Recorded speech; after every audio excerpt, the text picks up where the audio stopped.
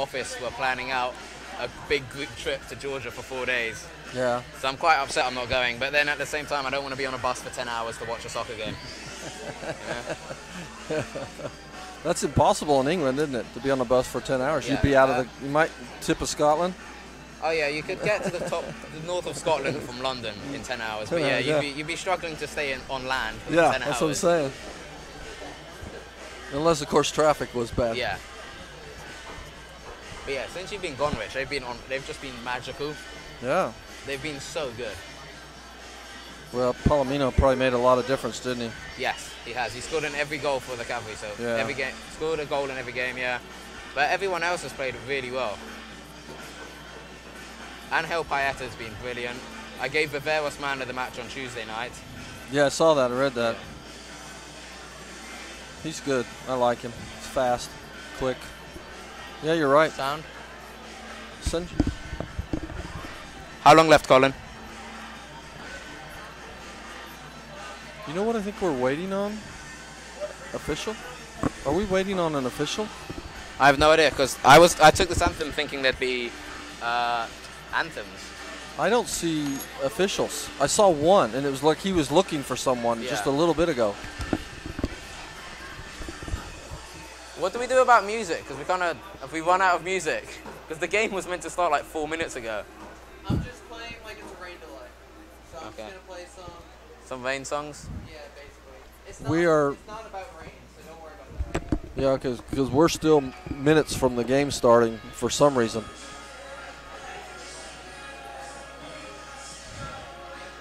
It's meant to have started 3 minutes ago, but we're waiting on the officials, so we still have to do anthems, and so it's going to be a few minutes actually. So I don't know how long you're allowed to play adverts for.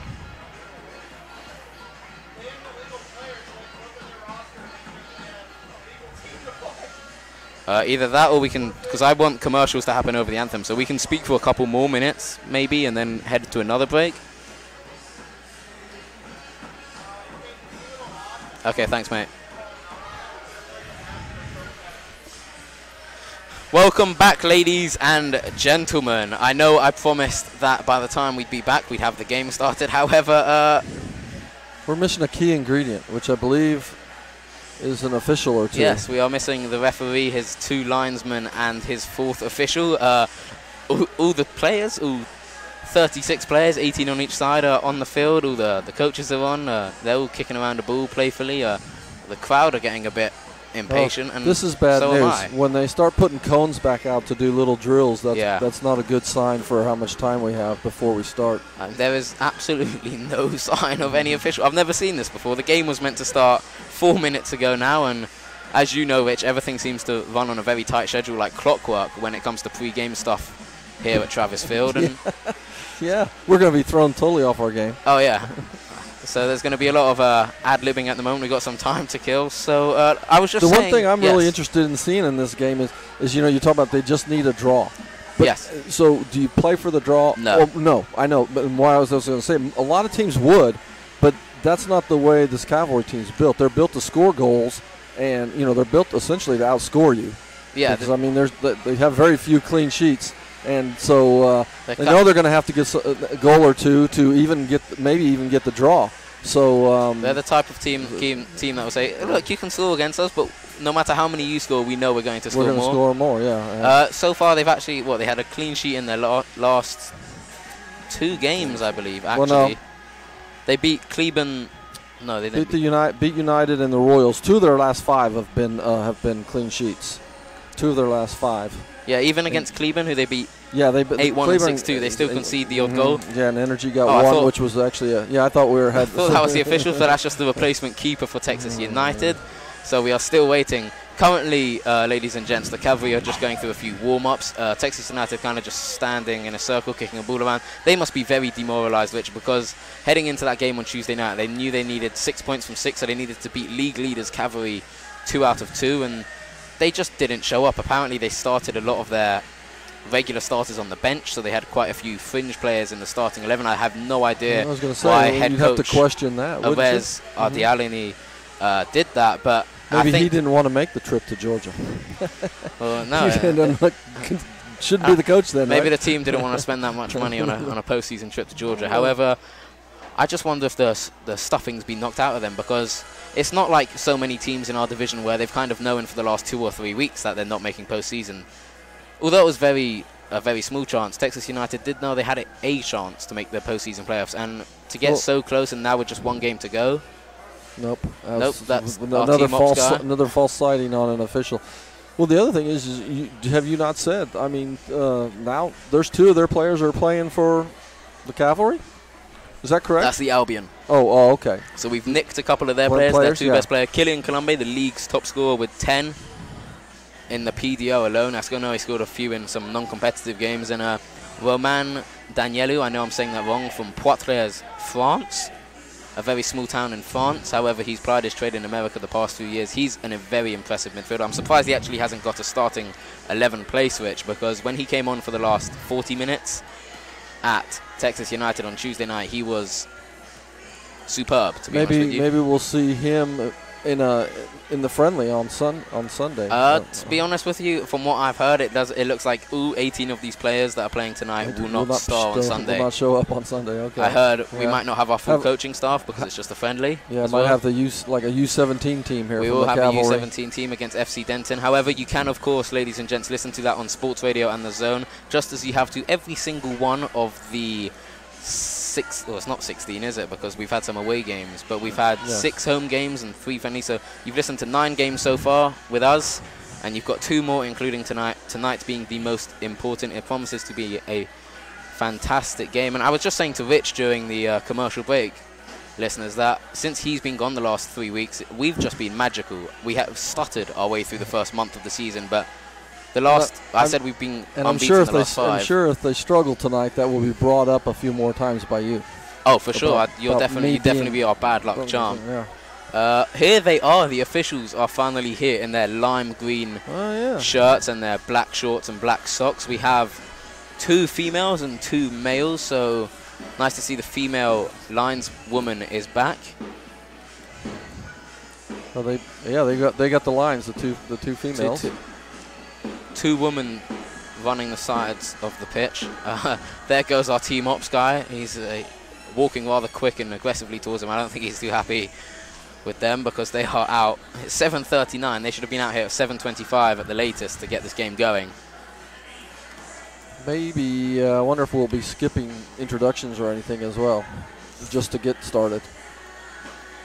I mean, because that's another 5 or 6 minutes late. I'm sure we'll do the national anthem. Who does this bode better for, though, Rich? If they're all standing around, it's tough. You've got the blood pumping, you're ready to start the game, and you come out and no one's ready. That's a good question, because you'd think the Cavalry would be a little bit more nervous, maybe a little more anxious to get going with what's on the line for them, whereas Texas United, you kind of wonder if their care factor, if they don't get to play, if they have to wait around, their care factor might drop a little bit more in what they're playing. But I know of course, for Texas United, maybe another thing is this is their last game, so maybe they want to go out in style. And you talked about, and I know you said you didn't want to talk about it too much, but the little scuffle last maybe that'll churn them on a little bit as well. Hope so, I mean, because that's essentially what they're doing. They're playing to just even this 2-game series and get back at the Cavalry from the 3-0 defeat the other night, and also that little struggle, which obviously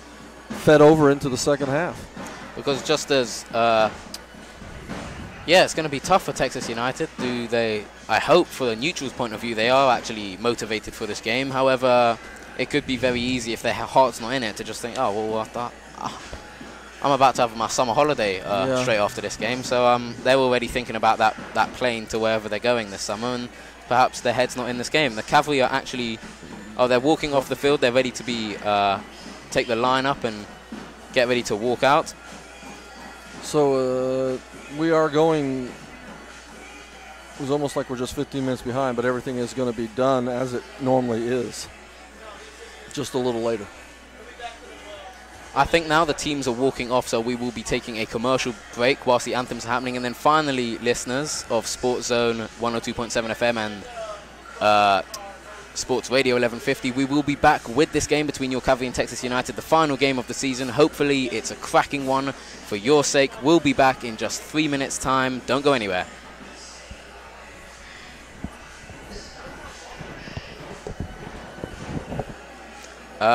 Probably 2 or 3 minutes, if that's okay. Thank you. If I need it to come in quicker, which probably not, I'll let you know.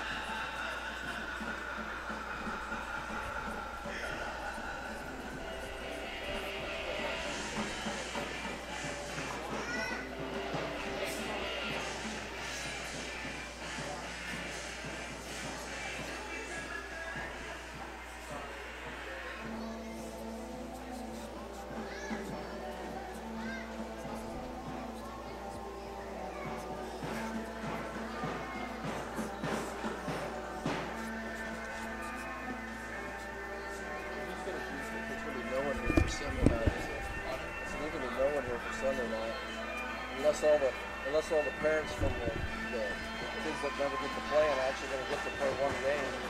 Yeah. So you have the correct numbers. What's that? You have the correct numbers. I'm going to actually write them down quickly. Yeah, because they're not like over here. We just on their lineup card. This is from their lineup card.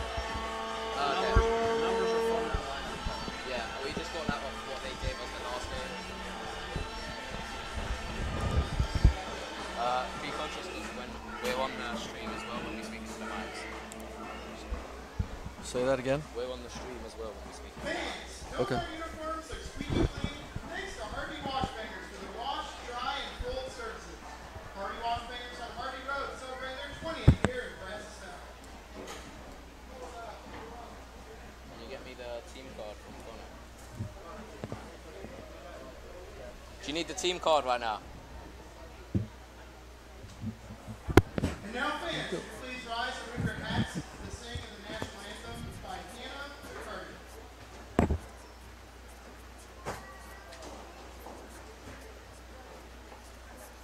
Oh, say, can you see by the dawn's early light what so proudly we hailed at the twilight's last gleam, whose broad stripes and bright stars through the perilous fight, o'er the ramparts we watched, were so gallantly streamed, and the rocket's red glare, their bombs bursting in air, gave proof through the night that our flag was still there. Oh, say does that star-spangled banner yet wave o'er the land of the free and the home of the brave?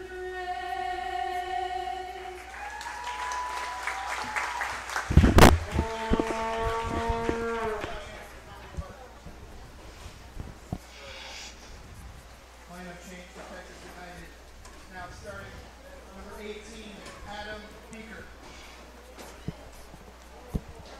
Fans, this season cannot have been possible without our franchise partners in Baylor Scott White Health and College Station 4. Thank you again to our founding partners.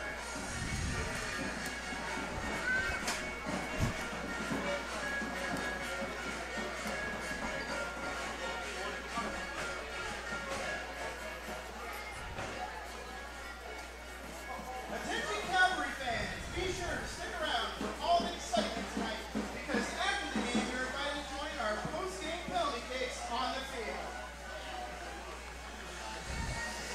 Welcome back, everybody. It is soccer time here at Travis Field in Bryan. You are listening to The Zone 102.7 FM, Sports Radio 1150, and also now You are watching Clutch TV. To all of our streamers, welcome to Clutch TV. I'm Zach Carr. Joined by me tonight is Rich Groom, and we are finally, Rich, hopefully about to get started with this game. The Texas United have just walked off the field, but I do hope they know they've got a football game to play.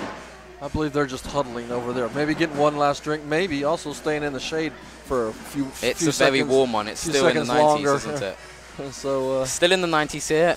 Unlike a normal game at Travis Field here in Bryan, not as windy. It's quite a windy area, this part of the world. And as I look across me from the press box to the 400-yard mark on this baseball field, 400 foot, sorry, the Texas flag and the Stars and Stripes are fluttering with not that much vigor as they normally do. yeah, we usually the Cavalry going against that wind in the first half, and they will be again going against the wind. But like you said, it really shouldn't play much of a role tonight. Definitely not as much as it has for most of the season. Texas United are on the field. Cavalry are already on the field. The sun is still out. All the players' shadows are long. Pedro Medrano in the Cavalry goal jumps up and bangs his own crossbar a couple of times. Thomas Menke kneels down, has a little prayer to himself. All the other players are pacing back and forth. The drums are beating already for this very important game. The Cavalry only need a draw to take them to their playoffs. To the playoffs next week for their first time in their history. Such an important fixture. We are ready to go here on Sports Radio, The Zone and Clutch TV. The players are ready to go. Is the official ready to go? The fans certainly are. I can already hear them. Just some last second checks for everyone. The referee's hopefully about to put his whistle to his mouth and get us started. It's interesting. I mean, you got Cooper Riley over there for Texas United. He was just sitting down doing some last-minute stretches. And 7:48. Game was meant to start at 7:30, and there we go. We have kicked off. Finally, Texas United are playing in their away strip of white shirt, blue shorts, and red socks. Brazos Valley Cavalry playing away from us from left to right as you look at Clutch TV in their home kit of red shirts, red shorts, and black socks. we could say that was 18 minutes, a different kind of stoppage time. Yes. The handball there on Columbia. Killian Colombe making his debut for Brazos Valley Cavalry following his last-second transfer from Albion Hurricanes FC Royals. Alex Acton clears that with his head, and it goes out for an Albion throw-in about 15 yards inside the Cavalry half. They take it, chested down by Ageno, who didn't feature on Tuesday night, and that goes out for a Cavalry throw-in. Just quickly to remind you of the teams, because it's been a while since we announced them. For the Cavalry, Pedro Medrano's in goal, back four of Gregorio Romero, Alex Acton, Christian Clark, and Carlos Viveros. In the midfield, Darryl Johnson captains alongside Mitchell Cardenas. Up front, Angel Paeta, Killian Colombe, and Thomas Menke all play behind Brandon Gould up front. The starting 11 for Texas United is Hunter Harrison in goal, Cooper Riley, Patricio Garcia, William Scott, Ricardo Cañera, Maxime Bombello, Riley Unger, Javier Lajea, Alex Ageno, and Kyle Davis will all be starting this game. As the Texas United team take a throw-in and it gets intercepted, Cardenas, just outside the center circle, gives it to that man, Killian Colombe, who makes a surging run down the left, and he's shoved out of field by number 4, Maxime Bombero. However, it does go out for a Cavalry throw-in. Viveros, the man of the match Tuesday night, will be taking this. Kind of like the way the Cavalry have come out. They pressed high on both times that essentially that the Texas United's had the ball in their end. So being aggressive right off the bat, maybe hoping to force a mistake after a little bit of a lull, not starting the game right on time. And if you've looked at Cavalry's last 3 games, they have scored very early. And when I mean early, I mean 2 or 3 minutes in. Christian Clark down the right, lays it off. Gould manages to get the cross in. However, it is blocked and deflected out for a first corner. Now, Darryl Johnson, we spoke at the start of the season in May, the Cavalry's problems with corners. However, the last 3 games, Darryl Johnson's been taking them, and he's definitely improved. He's actually managed to get them past the first defender. Wow, these drums really are beating to the left of us, Rich. I can barely hear myself speak. Nice to see an atmosphere. Definitely the biggest crowd of the season the Cavalry had so far, pushing 300 people. Darryl Johnson raises his hands. Right-hand corner, whips it in. Looks fine, Alex Acton. Acton misses it. It comes out to Colombe, blazes it over the bar. However, that is the first chance of the game after just 2.5 minutes, and that's what you want, Rich. You want to test the keeper. Yeah, but you want to test the keeper. Test him, put it by putting it on frame. And Columbia, I think you got a little excited there and just really tried to bang it hard instead of picking out a spot, and then obviously stayed leaned back on the shot a little bit, and it went high, way high, not just a little bit. back in my day when I used to play this sport as a youngster, I was a striker, and I can speak on behalf of strikers. Your eyes light up when you see a chance like that. Yeah, when you see the ball free and there's nobody in front of you. Sometimes you don't really think about it. Oh, poor clearance from Hunter Harrison. The goal kick for Texas United finds Angel Paeta inside his own half. However, Bombero has to clear that up, and it's down the right side for this Texas United team. Cavalry intercept. Colombe gives it back to Acton, who normally has been playing right back. However, in the absence of Talon Maples, is at centre back this evening. Lays off to Guerrero Romero down the sideline. Here's Thomas Menke, scored a goal on Tuesday night. That was his 6th of the season.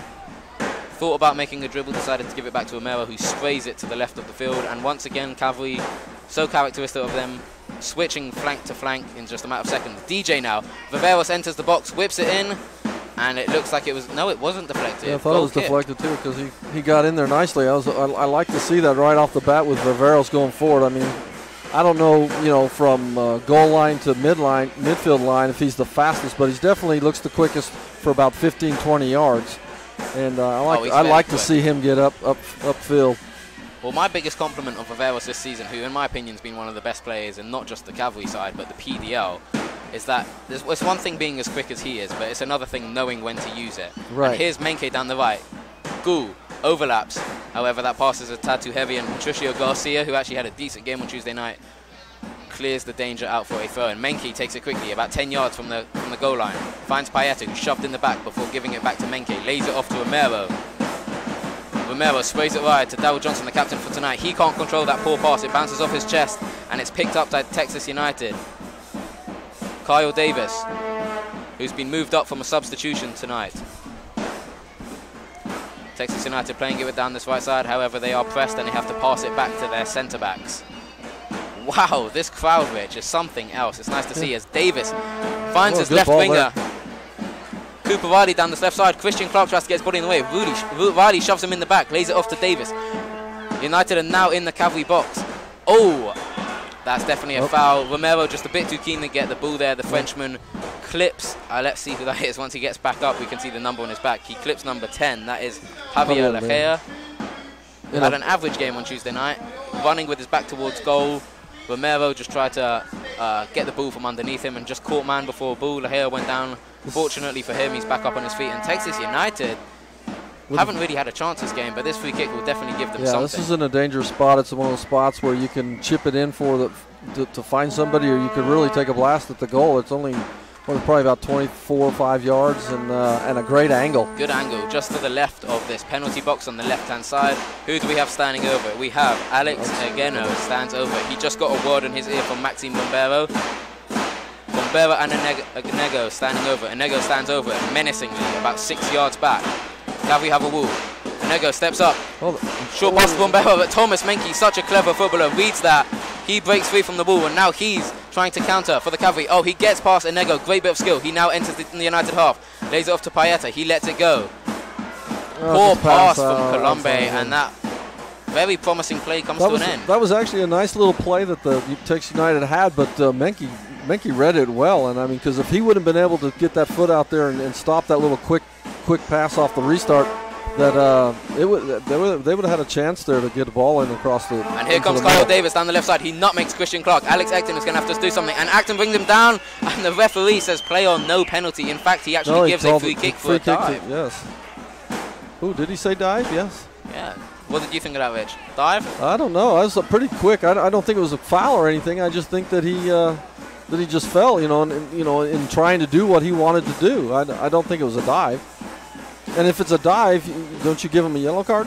Not just the foul, not just the ball you could argue that the Cavalry? Sure, yeah.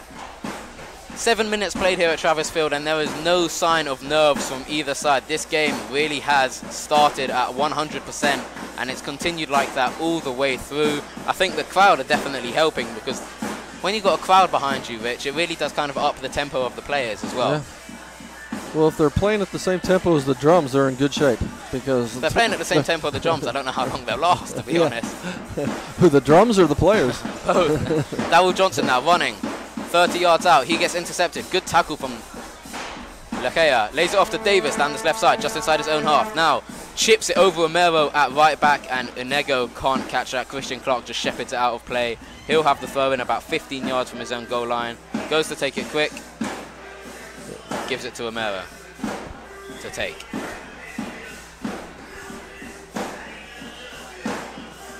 Menke comes deep to collect it. Finds Cardenas, who's almost playing as a centre-back at the moment.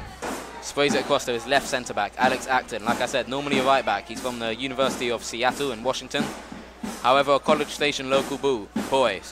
Darryl Johnson now looks to find Paeta, poor pass, and William Scott will pick that up. Faveros intercepts again, so as soon as Texas United win it back, they give it away. Clark now in his own half. Lays it off to Romero down this right side, who just enters United's half. Looks to find Paeta, who makes a run, he's playing in the number 10 role tonight, and he is actually, no, he's wearing number, he is wearing number 10, I do apologise. But he comes to the right. Vanden Gool also playing up front as a number 9, but he likes to come onto the right wing, and Cardenas picks up this throw-in on the edge of the box, finds Gool. He goes back to goal, lays it off to Menke. Menke shapes to cross it, lays it off to Romero. First time cross, whips it in, and it goes over everyone. And Hunter Harrison in the United goal lets it run out, and we can all have a quick breather. Okay, and while we have that quick breather, I'm going to tell you a little story about Alex Acton, because once you told me, once you mentioned Seattle, that he goes to school up in Seattle, that rung a bell, because I know Alex Acton's father. I play tennis with him here in College Station. Yeah, so because we're always talking soccer whenever the two of us show up for our Monday night tennis things, and yeah, he's talked about his son quite proudly, obviously, going up to Seattle and playing, and I'm glad to get the chance to see him play live now. Started off slowly a couple of games ago, but he's really kind of gotten his he looks nothing like his father, by the way, so he must look like his mother. Here comes Romero down the right, lays it off to Menke. However, that pass is a tad too short, and Texas United can clear it. Here's Davis, already down the left. He's made so many runs and can't keep that in play. Cavalry throw in. You know, the other thing about this, you know, you talked about 36 players, but there's not 36 players here, because Texas United only has a couple of subs, which might bode well if the Cavalry does try to keep the pace up. Being able to sub 6 or 7 guys compared to United's only got 3. And Paeta now goalkeeper on the edge of the box, wiggles through, Vans goes right over the keeper. Vanden Gool, 1-0, Vargas Valley Cavalry after just 11 minutes, and that man scores his 9th of the season. Back in the team after a couple, and he's right back in with a goal. Lovely bit of play there from your boys in red. 1-0. Rich, talk us through that one. But what a pass through to Goul, and you know, you kept thinking, when's he going to take it? When's he going to take it? But he said it very, very poised in dribbling to close. It's almost like he was taking a penalty kick and he was waiting for the goalkeeper to make the move. So and then take his shot, and that, wow, very poised in that. Those, like I said, I kept saying, shoot it. I'm thinking in my mind, shoot it, and he eventually did. But not when I thought he was going to originally. He knows what he's doing, though, obviously, with all the goals that he has, and that was a good through ball. I believe that was it Menke that gave him the through ball? Paeta, actually. Paeta did really well. Paeta's a big boy, and he used all his strength to kind of very strong player, one of the strongest players for Brazos Valley. Oh, for sure, yeah. And he got past 2 or 3 defenders just by brute force, really. And when Goul came down from Butler University in Indiana, we thought he'd scored 13 goals in his 21 games for them in the 17-18 season. And we thought, wow, this is a man who's on hot form. And here's Menke tries to intercept a pass amongst the centre-backs. However, Viley uses his strength to keep him out. But Menke, who never ever gives up. Oh, he's brought him down, foul. Menke, I spoke to him just before the game. I had a good chat with him, actually, and I said, you've got quite a temper on you, Thomas, don't you? And he said, hey, look, referring to that scrap on Tuesday night, he said, hey, look, when someone tries to do something to my captain, what do you want me to do? Of course I'm going to get involved. And there's a few moments this season that he's been a bit hot-headed. Right, he just plays intense. Yes. You know, I mean, and he can, because he's got great quickness, great speed. What a goal for the Brazos Valley Cavalry, because now you're looking at it like Texas United has to score 2 just to knock the Cavalry out of the running, at least 2. I mean, you know, we're kind of hoping Cavalry will put a few more goals up, but now it's up to United to score 2 goals to knock the Cavalry out of the race. I'm sure they will, Rich. And here's Romero down this right side, lays his foot over the ball. Gives it back to Paeta in the middle of the field. Back to Cardenas now. They're back down the right-hand side with that man, Thomas Menke. And like I was speaking about Van Gool, we expect him to be the striker who would just make all these runs and run past everything, but he's not that type of striker. He feeds off scraps, and he might not create chances for himself, but one thing he does do but brilliantly is he gets in the right position, and if you give him the ball in the right position, a lot of the time he will score. And here comes Colombe down the left now. Tries to shape it onto his right foot. No, he takes it on his left. Fires it across the 6-yard box to that man. Van Gool, good save. Sorry, it was Thomas Menke. Thomas Menke came off his right wing, right onto the penalty spot. First time with his left foot, ball coming across his body. First time left foot on the half volley. Good save from Hunter Harrison. It was a good save because he got down and was real strong with his right arm. That could have gone anywhere after he could have gone in on the original shot, and it could have gone anywhere with the shot, with him saving the shot. Ooh, and Christian Clark's falling over, and here comes Enego to try and capitalize on that, and Alex Acton. He did well there to see what had happened to his center back mate and made up for it. Paeta sprays it across to Romero. Cavalry have won that back very well. Clark fell over, bit of a mistake. However, he was back on his feet to pick up the scraps once Alex Acton had saved him. Good stuff there from the 19-year-old from College Station. I often wonder if, because this is the baseball field, it's turf, but it's shaped, it's made out to play baseball on, and you kind of wonder if it's a little different surface, with the different colors, the brown to the green. Yeah. Possibly, but I do know that this used to be a grass field, and then obviously when the Cavalry started last year, we changed it in order to accommodate them. So maybe and also, the type of grass the brown is probably going to be a little more worn because in baseball, that's where they're at most of the time. You got 4 infielders in there. And Enego is brought down by Alex Acton just inside his own half. Free kick to United. A yard inside their own half, down there, right wing, Cavalry's left, and I think that was what you would call a professional foul there on Acton. He was like slow the play down, and it's a long ball to Enego, and it looked like Clark and Acton were going to let Medrano pick it up and come out of his area, but and then Enego goes up for the header and shoves Romero in the back. He's got a good 5 inches on. Yeah, I don't think he needed to do that really, but he just and go back a couple seconds. Don't know if there was something said by Medrano or if it wasn't heard by the defenders, but a little miscommunication, which you let that happen a couple, 3 times, and it's going to burn you eventually. And I said that after 7 minutes how there were no nerves in this game. We've now played 16 minutes, and maybe some nerves creeping in for this. This centre-back pairing of Acton and Clark have never played together. Obviously, right. Clark and Maples have played the majority of the games. Clark still has the most minutes for the Cavalry's. Almost on 1,000 now, but Acton's normally right back, like I said, and as we see Menke try and find Romero in behind. However, United clear that, and now they are on the counter, with Kyle Davis down this left side. Holds up the ball, waits for his midfielder, but Darryl Johnson, the captain for tonight, standing in for Josue Palomino, and he stands in and intercepts that tackle as well. And here's Goul now, 30 yards out down the centre, waiting for Riveros down this left side. No, Goul shapes onto his right foot, looks for the shot. No, he doesn't. Gives it to Colombe now, who's come all the way over from his left wing to the right wing. Back to Captain Johnson. Paeta turns on his left foot. I thought he was going to take a long shot from 40 yards out there. Now Johnson finds Riveros. Riveros in the box. Takes shoulders, left shoulder. Barrels into the crossbar. And we don't have goal line technology, so that goal won't stand. Darryl Johnson keeping it up on his own on the edge of the box. He eventually falls down, and United hoof it clear into the Cavalry half. And what a goal that would have been, Rich. That would have cemented your Riveros being one of the top players in this league with a goal like that from a left back. Absolutely wallops into the crossbar. I think it's still shaking. Hunter Harrison knew nothing about that. Was hit with such ferocity and venom. And here Cavalry are down this right side. Menke gets brought down. However, the referee does say free kick Cavalry. I thought she said the lineswoman thought she said free kick to United for Menke diving. However, it was a foul. He was right on this corner of the penalty box and was just shoved down to the ground by the left back for Texas United. Cavalry free kick in a dangerous position. That's the one thing you got to watch for. If the Cavalry goes up 2-0 and United gets down, then will it get? It's game over in my opinion. Well, yeah, but also, so then does it get a little chippy? That's after what you saw the other night, and the two teams playing back to back and being a little familiar with each other. And that's something you don't want to look for when you got a team going into the playoffs. Paeta takes this one. Paeta scores! Brilliant goal. Angel Paeta 2-0. Standing over that on the corner of the penalty box on this left-hand side. 4 paces, whipped it in.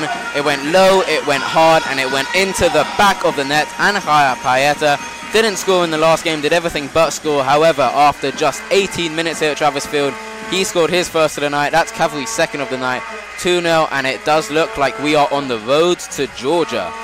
Yeah, Hunter Harrison looked very late with that, like he saw that late, and because it was hit with some pace, but not real hard because it was almost along the ground. It maybe a 2-bouncer before it went into the net. So I don't know if he did not see it. It really wasn't that much of a wall. There wasn't any kind of wall. It was a one-man ball, and he seemed to jump out the way as soon as Payeta struck it.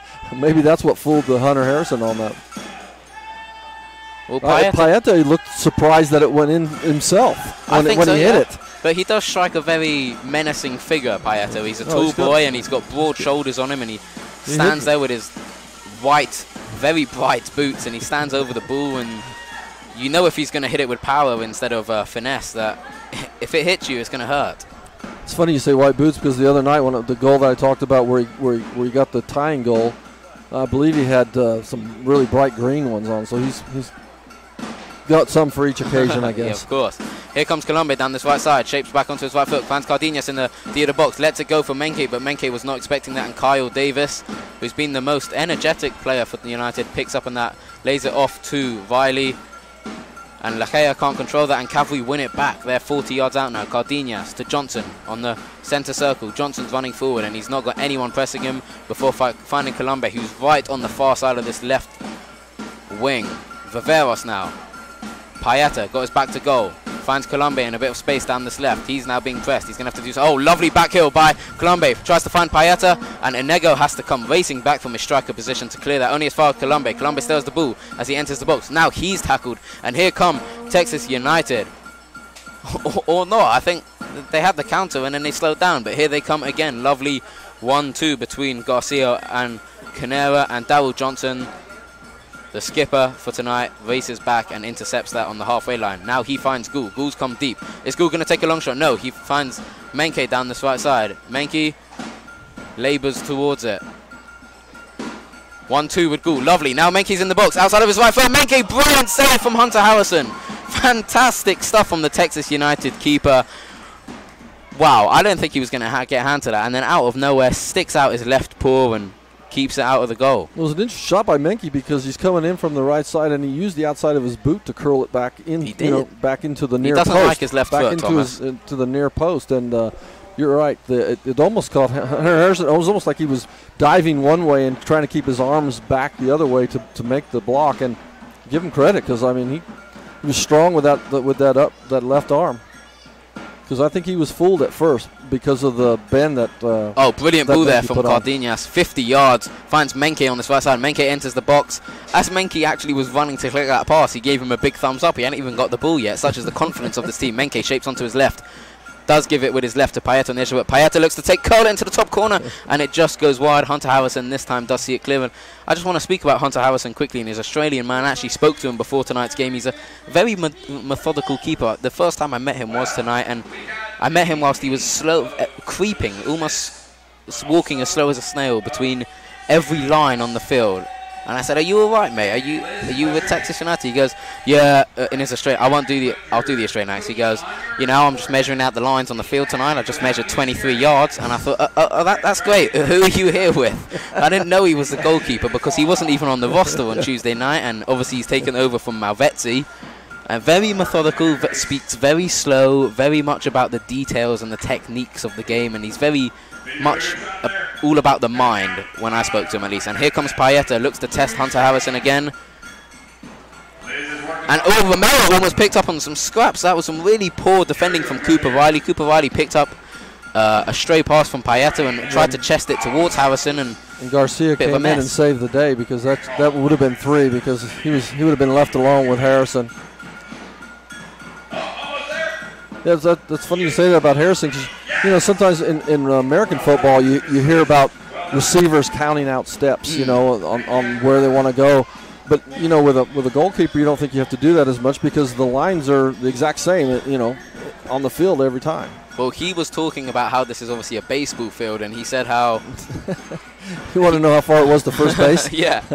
Well, he was just very impressed with how well it's been laid out because obviously we're the only team... Oh. And there's a bit of a mistake there from the Cavalry, and Pedro Medrano has to race back. Oh, and the referee gives a penalty. That came out of nowhere. We were just talking about something completely different, and there was a long ball from inside Cavalry, inside United's own half. Long ball from, I think it was Riley Ungo down this right side. Long 50-yard pass came out of nowhere. Who was that, Lahea? And I think he pointed to his head as he was getting up. 11, no, Kyle Davis comes racing off his left wing, and mm-hmm. it took a big bounce, and both Pedro Medrano and I think it was it Alex Acton? I think it was, I don't know who the Cavalry defender was, but it was a Cavalry defender and the Cavalry goalkeeper clashed with Kyle Davis. It's kind of a three-way clash. They all fell down to the ground. The ball was slowly rolling towards the goal. Medrano just about get there in time, but obviously brought down Kyle Davis, denying a clear goal-scoring opportunity. And now Texas United have a penalty completely against the flow of play. United have a way back into the game. 24 minutes play. Alex Ageno stands over this. He takes 5 yards back, straight back. It looks like he's going to put his foot through it. The drums are beating. Referee says, let's go. There go. Steps up. And it goes in.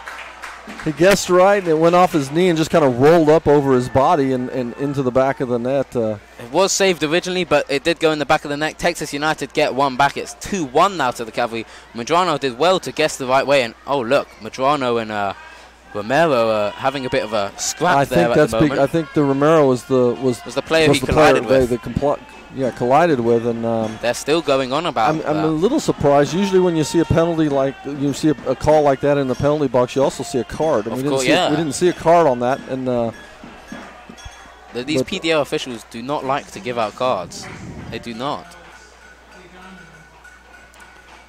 So we're pretty sure Romero, and it was essentially Romero, Pedrano, and Davis that all got to the ball about the same time. And it was just a big collision. They all fell down, and whilst it was kind of like the end of Rocky 1 and Rocky 2. They're down on the ground, and the ball was creeping towards the goal, and Medrano luckily got there just in time, and I mean just in time. But Ghoul now finds Menke down the right side. Cavalry trying to restore their 2-goal lead. Menke fires it across the 6-yard box, but Ghoul can't get there in time. It was just a bit too hardly hit from the right wing, and Kyle Davis can't control that. It goes out for a Cavalry throw in 30 yards out from Texas United's goal. Romero to Menke. Payeta now. He gets tackled from behind, but Payeta uses his strength to get through, and Menke's now in the 6-yard box, across the 6-yard box, and there's no one there. Colombe's there. Good save from Harrison. On the rebound, Colombe goes wide with his effort. It was not Harrison. It was William Scott, the defender, that knocked it off the line on he did? On that first shot. Yes. I've got a big pole in my way, so I couldn't see that. Yeah, Harrison went out after the shot, and he got it by Harrison, the goalkeeper, but I believe it was William Scott on the goal line. Sent it a different way. Wow, is this crowd boisterous tonight?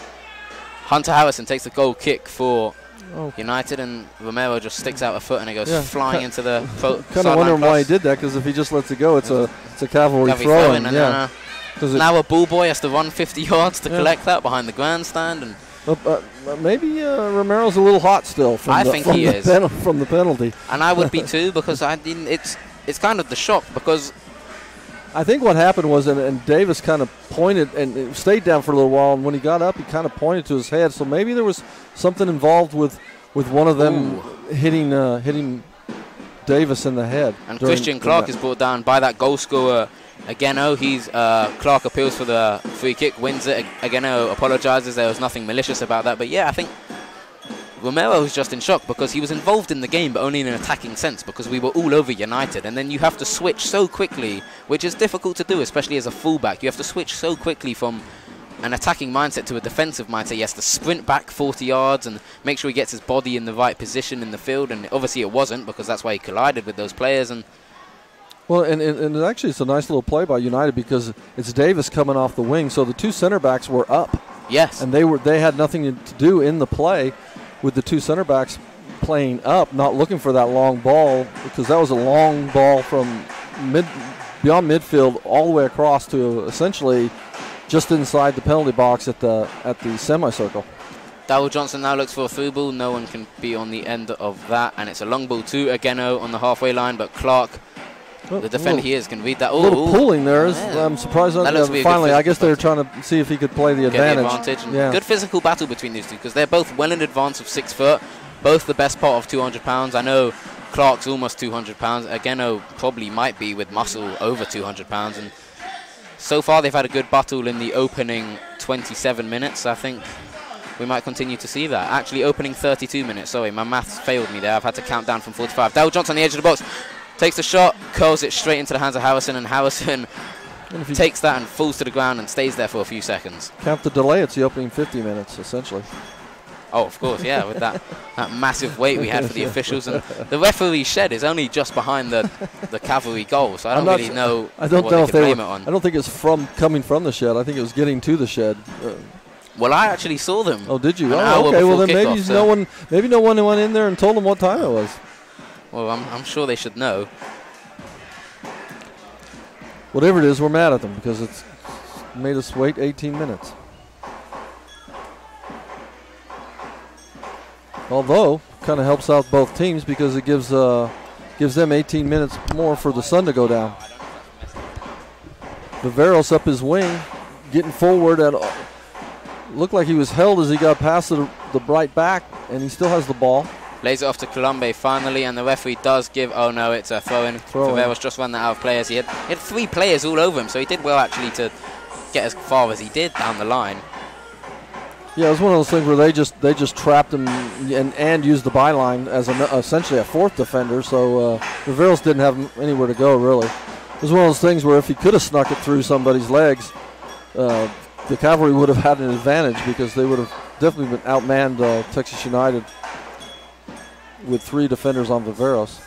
Romero now finds Menke down this far side. Menke, a slight jog before finally whipping it in, and it's cleared by Bombero of United.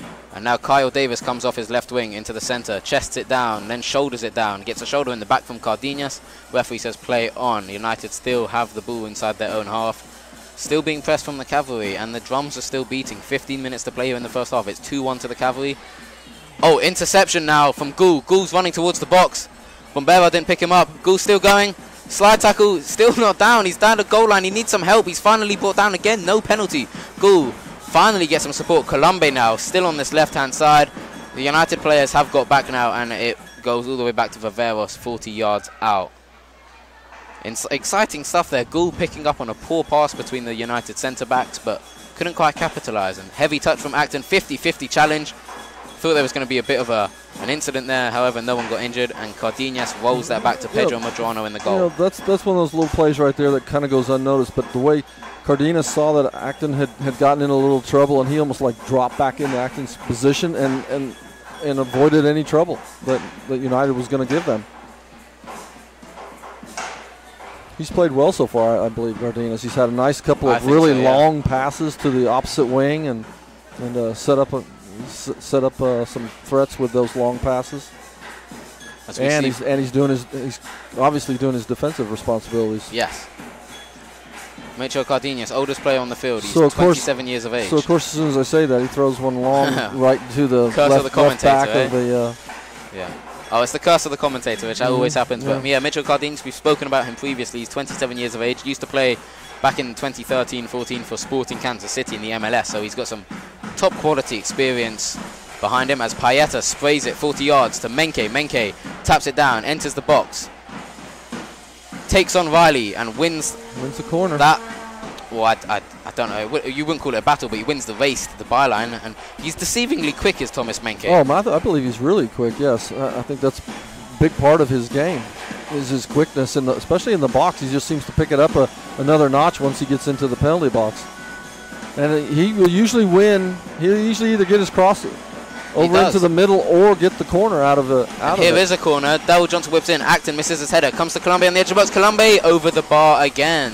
He holds his head up in frustration because that's now his 3rd, albeit half chance, but still a chance to get a goal on his Cavalry debut. He's been in hot form for the Albion this season, and hopefully he can carry it over to the Cavalry. Kind of impressed with it. Went over Acton's head, but he got up pretty high on that corner. He's got a good leap on him, does Alex Acton, number 26 tonight. And going back to Menke, he doesn't really have a lot of tricks in his locker, but he always manages to beat at least a defender. And he just runs past them, and you'd think, well, it's so simple, but it's so effective. He literally just taps it past the defender, and he backs himself to have the pace to beat them. And 9 times out of 10, he does. It's funny you say that, because the one game I didn't broadcast, I sat down near the goal, and Menke was coming at me. And what you just said is absolutely true. And he does it with this. And in that game, he was doing it with the same move every time. And so it wasn't like the defender hadn't seen it. He was just doing it with quickness.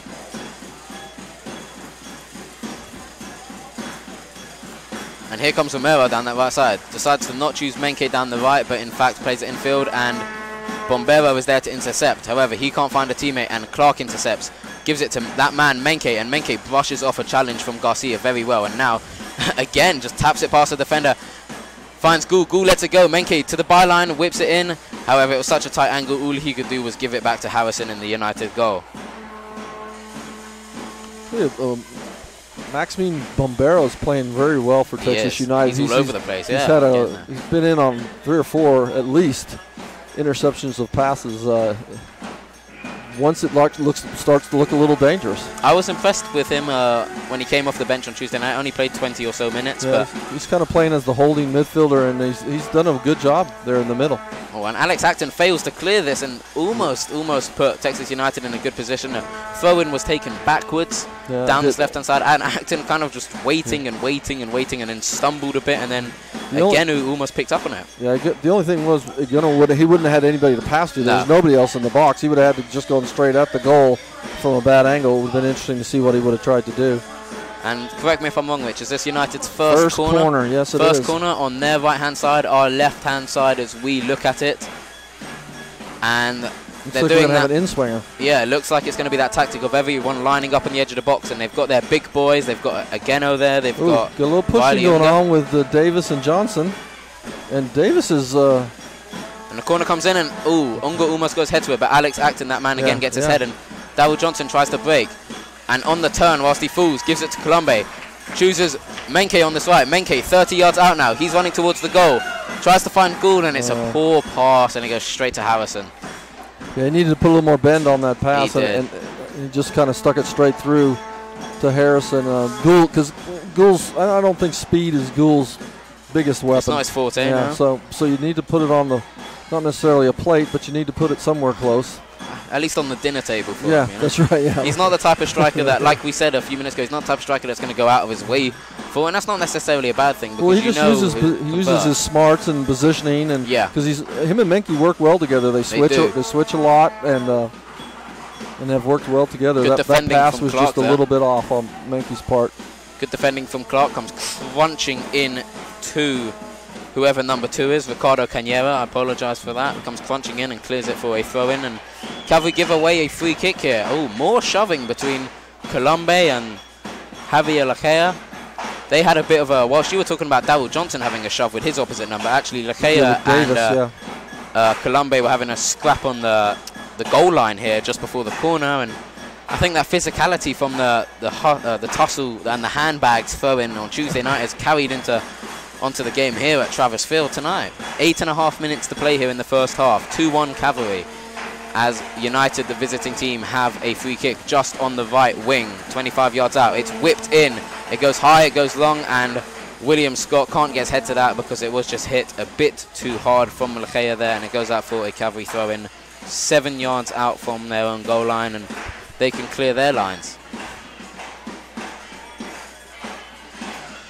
I think this is one of those times, maybe on a Cavalry like to attack, but it might be one of those times where you want to just keep possession for a little bit. Maybe see the half out, go into the half up 2-1. You know that you've got that goal in hand for when you're talking about the title. Sure, you'd like the victory, but the title is the most important thing right now.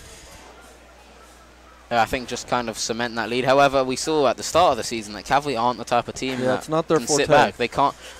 And it's not saying they don't want to do it. They physically can't, and that's not being rude. It's just not something that they're set up to do, and I don't think we have the type of players who can keep the ball and just kind of pass it around for a few minutes at a time. I think they can keep the ball a little bit. It's just that there's a forward button on them, and they're going forward for most time, which makes for more entertaining soccer. That's for sure. Menke now on the edge of the box. finds Romero to Darryl Johnson, who's now come all the way out to the right wing. Johnson runs in, finds Gould. Oh, Gould gets past his defender. Lovely bit of skill there. And it's a good block from the Texas United defenders. They had to slide into the 6-yard box to stop Gould, who looked like he was going to find either Paeta or Menke or even Colombe down the far left side if the pass had got that far. But great bit of skill from Gould on the edge of the box. Turned his defender, made him look really silly there. And here come the Cavalry again. Johnson and Colombe play a nice 1-2, and Romero now crosses it in with his left foot. It goes far, and Harrison has to come rushing out of his box, and he punches it clear. I don't really think he needed to, because he had Carlos Viveros, the 5'7" left back, the only man to compete with that. I think he could have caught that, but I think also he felt that he had gone so far off his line that he just wanted to make sure that it was clear. And yeah. Paeta, another cross again, looks to find Gould. Gould gets up and it misses him. Sorry, that is Thomas Menke again. I had this big pole in my way. See, again, Harrison had just come out all that way to punch one away, and that ball there, I think, was one that he should have gone and got. Yeah. Because it was inside his own 6-yard box on a cross all the way from one side of the box to the other. And to stick up from a bit, or maybe just play devil's advocate for Harrison's sake, I think it's tough as a goalkeeper to make those calls, Rich, when your defence isn't playing that particularly well, which they haven't for the last 7 weeks, really. So it's really tough as a keeper to have the confidence to either sit back and let your defenders deal with it, or come out and say, this is my ball, leave it to me. Well, and he had just done that run to punch it out as well. So he probably just settled back on his goal line right after that, because the Cavalry did a good job of getting the ball back in the box quickly. Menke finds Gould down this right wing. Gould, as he so often has this season, comes from his central striker position down to the right wing, cuts onto his left foot, looks to find Paeta in the box, but it's intercepted by Riley. Paeta wasn't really near that ball. Wrong choice from Gould there. But here come United now. Agenu, he's only got Davis in front of him. He skips past Acton. Now he's coming down the right side of this field. Skips past Viveros, who's very quick. And Inego takes the long shot. Ooh, hits the crossbar, and it goes out for a corner. Is it corner or goal kick? No, it's goal kick. It's a goal kick. I didn't think it got a touch to it. Yeah, and I think it actually hit like the bar behind the crossbar. Yeah. As much as so it wasn't quite as close as you may have originally described, but it was still, he made a great effort. He's getting by 2 Cavalry defenders there. As I look at the pitch now, Rich, he's gone from his own half on the left side, a 50-yard run diagonal across the field, taken on Acton, beaten past him, took on past Viveros, the quickest player on the pitch, and still managed to get the shot away from such a tight angle, and almost got it on target. Yeah. Good play there. And it was well struck too. It wasn't just a shot. It was a well hit ball. Menke again finds Gould, this time instead of along the ground, lofts it in the air, and Gould just shoulders into Riley, says get off me, and gets his team a corner. And I said this on Tuesday night, Rich, I think a lot of the time corners and throw-ins are earned. They're not kind of just given because the other team kicked out. I think they're earned, and I think he earned it there, and oh wow! It was a crossbar right there. That took was it quick, Paeta, right? It was Paeta. Menke took it very quickly, not quick enough, too quick for me to speak, and Paeta on the edge of the box bangs it into the crossbar again, and the woodwork saves Harrison and Texas United for a second time in this opening half. 4 minutes to play, and the Cavalry come forward again, and the drums beat faster as Viveros skips past the defender, runs into the box. Viveros looks to find Gould. Gould goes back to goal, trying to turn to get a shot in. It comes back to Viveros with his right foot. Viveros 3-1. 3-1. I do beg my pardon. I got a bit excited there. Fantastic finish there from Carlos Viveros. He's done so much this season apart from score. He scored early on in the season, hasn't scored for a few weeks now. And number 3, your left back, Carlos Viveros, who kind of started it all with a surging run, getting past a couple of United defenders, finishes it off after some good link-up play with his striker, Brandon Gould. It was very well done by Gould. Viveros, when you can have a left back that can put his right foot through a ball like that for a goal, you got to give him a lot of credit. But Gould set that up nicely with the little back heel and the clever acknowledgement of where his teammates were. Viveros still had a lot to do there, and he still had a couple of defenders and the keeper to beat, but his placement was so good. Top right bins, as I would say back home, and restores Cavalry's 2-goal advantage. Here they come again. Cardenas just about enters Texas United's half. He's got options. Menke to the right of him, Colombe to the left. He picks Menke. Romero's on the overlap, but Menke gives it back to Cardenas, who sprays it left to that goal scorer, Viveros. His confidence must just be through the roof. He got man of the match on Tuesday, and he's had a great season. Now he's got a goal. Here comes Colombe. Colombe, long shot! Straight to Harrison. It's not a bad time to take that shot, though. You just scored. Harrison's, maybe feeling it a little bit after. That wasn't a shot he should have saved, but he's been He's been target practice here for the last 15 minutes or so, and you never know what you might get, especially if the ball skipped twice. Of course, on turf, you get the truer bounces, but I don't blame him for taking that shot from long range. Definitely not, no. And you never know when they might not field it cleanly, and then you can get the rebound as well. He wants to score a goal for 2 teams this year. He scored right. so many for Albion, and it's eventually come to nothing. The Albion won't be making the playoffs, and he wants to score for a winning team. And well, and he's probably having to it's almost like I don't want to say a tryout because they know what he can do, but this is his one game to get ready for the playoffs. Yes. And I think he's pumped up. He's been playing for a team, like I said, that haven't really had a lot to play for in the last couple of weeks, and now he does. And Viveros, I thought Viveros made a mess of that there by Lechea, was all over him, and Viveros should let that go out for a throw-in. Gives it to Clark inside his own half. And so much for I think the Cavalry should just kind of possession the ball a little bit and take a 2-1 lead into the half because they said, no, Rich, we're going to make it a 3-1 lead into the half. And maybe more because there's still a couple minutes left. Well, we've got 1:15, the time board says, plus stoppage time. I know PDO referees aren't too keen on stoppage time. Cardenas now lofts it over to Viveros off the back of his goal. Gives it to Paeta. Paeta with just his brute force gets past the defender, but eventually gets caught out. Oh no! Free kick Cavalry on the that should be a yellow and that's card. that man William Scott, who I definitely believe should have got a red card the other night because he was grappling players, pulling them to the ground. Is he the one that got Palomino? I don't think he was. I think he was still on the bench at the time, and then he decided to come off the bench for the last 15 and just make an absolute nuisance of himself and try and get sent off. And any other referee would have sent him off, and he's kicked the ball away there in frustration. That was very mischievous of him. We've been watching World Cup for the last month, but that would have been a yellow card every game. Shouldn't have done that, but Cavalry have a free kick now.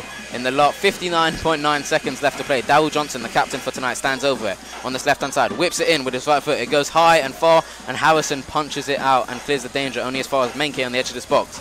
Gives it back to Cardenas, 35 yards out. I like to see Cardenas crack one once. Oh, for sure. Menke whips it into Gould, goes through Gould's legs, and they're playing about with it in the box, and the referee eventually says, Texas United free kick. Sorry, Rich. No, I'm just saying Cardenas plays very unselfish game, and then when he's got a chance with no defender in front of him, from what would you say is about 28 yards out when he could have cracked that one, and you're not going to make that too often, but give it a go. You're up 3-1. You've done good work all half, setting other people up, playing your defense. Good bit of skill there from Kyle Davis, and he's got past Romero, and it's a good clash here. Romero goes to the ground and free kick Cavalry, and Kyle Davis is furious at that decision. I think that was one of those things where Kyle Davis is just a little bigger than Romero, and so Romero went flying. And I'm not sure Davis did much wrong outside of the fact that he's just a little stronger. Well, I had a good conversation with Romero last week, or what I could. He's a French boy, and my French is decent, but obviously it's not as good as a Frenchman. And I'm impressed that you just have French that's decent. Oh, merci beaucoup. And I was standing next to Romero, and he's only 5'6", 5'7", and not an ounce of fat on him, Rich. Not an ounce of fat. He's in such good shape. He's skinny, but he's in such good shape. And there the referee blows the whistle for half-time. At the break, after 45 minutes, it's your Cavalry 3, Texas United FC 1. A really, really exciting half of football, Rich. Some good physicality, some good scraps. It's been good skill. Good skill as well. It's kind of been pushed over the edge. It's been a bit hot-headed from both sides. A few mistakes, but a really good set of skills from all the players. Who scored the goals, Rich? I don't think it's been really, really, really cheap. But you got goal for goal to make it 1-0. You didn't get that, did you? I didn't. I'm sorry. Goal for goal. Oh, goal for goal. Okay, yes. For 1-0, made it 1-0 about 11 minutes in, and then Paeta with a free kick from the corner of the penalty box, which I'm still convinced that Harrison did not see because it was hit.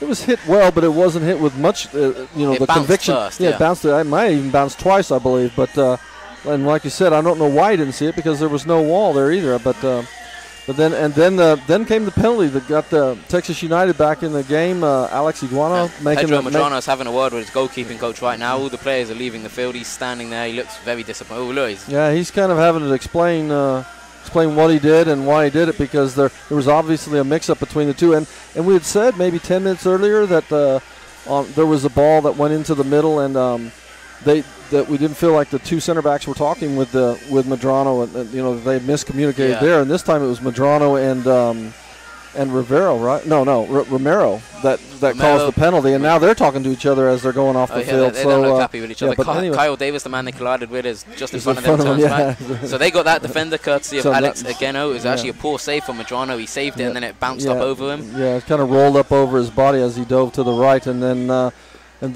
third goal, the third goal, Carlos Viveros, probably the best hit ball of the goals, and ran through the defense and from the left back for the Cavalry, and a nice little play. He started the play, got it to Gould with a nice little back heel, maybe a little. Found Viveros about 12, 13 yards out. Might give him a little more than that, even. I think possibly, maybe 15 or 16. And I'm thinking you're thinking it's 12 because he hit it so hard.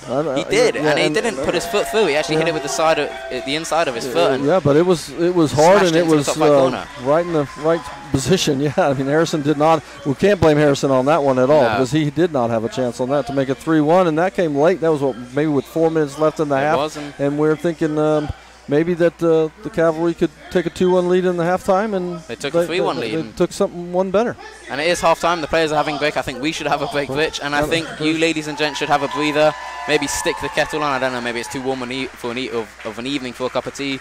But go and grab something. We'll be right back in just a few minutes' time with some halftime analysis, looking ahead to the second half. It's 3-1 to the Cavalry. As it stands, they are going to the postseason playoffs. You're listening to the Sports Zone, Sports Radio, and if you're watching on Clutch TV as well, we'll be back in just a few minutes. Colin, how long can you make this break? How long can you make this break?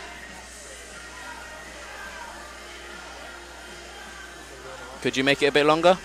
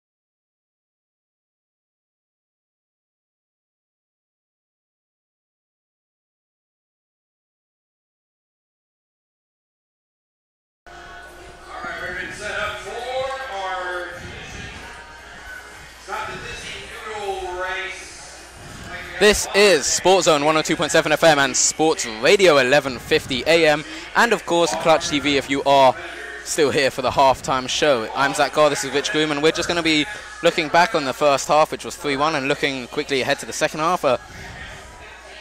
As any of you will know, hopefully, that this is a very, very important game for the Cavalry, the biggest game in our history. We only need a draw to make the playoffs. At the moment, we're 3-1 up, and at this rate, we will be winning the Mid-South Division. Our first league victory, you could say, top of the league. First league title, there we go. First trophy, as they like to say back in Europe. First trophy. We don't actually get a trophy, unfortunately. I know, but they call it that, don't they? Pretty much, yeah. I mean, a trophy would be hardware, nice tonight. They always silverware. Hardware, silverware, yeah. Silverware. It'll be our first bit of silverware, even though we don't actually get silverware. However, we do have some celebrations lined up, and obviously you always fear with stuff like that, Rich, that you need, obviously you've got to plan celebrations in advance, but you always fear that it doesn't go to plan, and if Texas United win tonight, then we've spent a lot of money and gone to a lot of effort for nothing. But so far, so good. Yeah, it's kind of like in the college sports when they have the senior night for their team. You know, you like to see the team win on senior night, their last game at home. But that can't always happen, obviously. So can't always work out like you want it. But right now, it's looking like it might for the Cavalry. They've got essentially they just need to hold Texas United to 2 or less goals. And who's impressed you the most in this first half?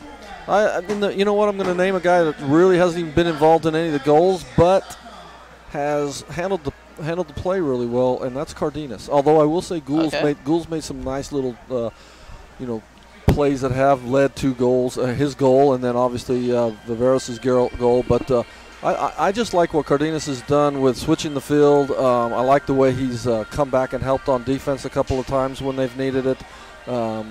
Which is partially his job, but he's doing it well. A couple of times the center backs have gotten caught out going upfield, and he's been there to rescue them on the counter. And I just like what he's doing. I think this is, for me, I have obviously, like you said, I haven't seen the last few games, but I think this is one of the better games I've seen him play this season. No, you're correct. He's had a very good game, as has the whole team. It's been very exciting stuff, a very adventurous, you could say, adventurous first 45. I mean, we've had goals, we've had fouls, we've had a few arguments even.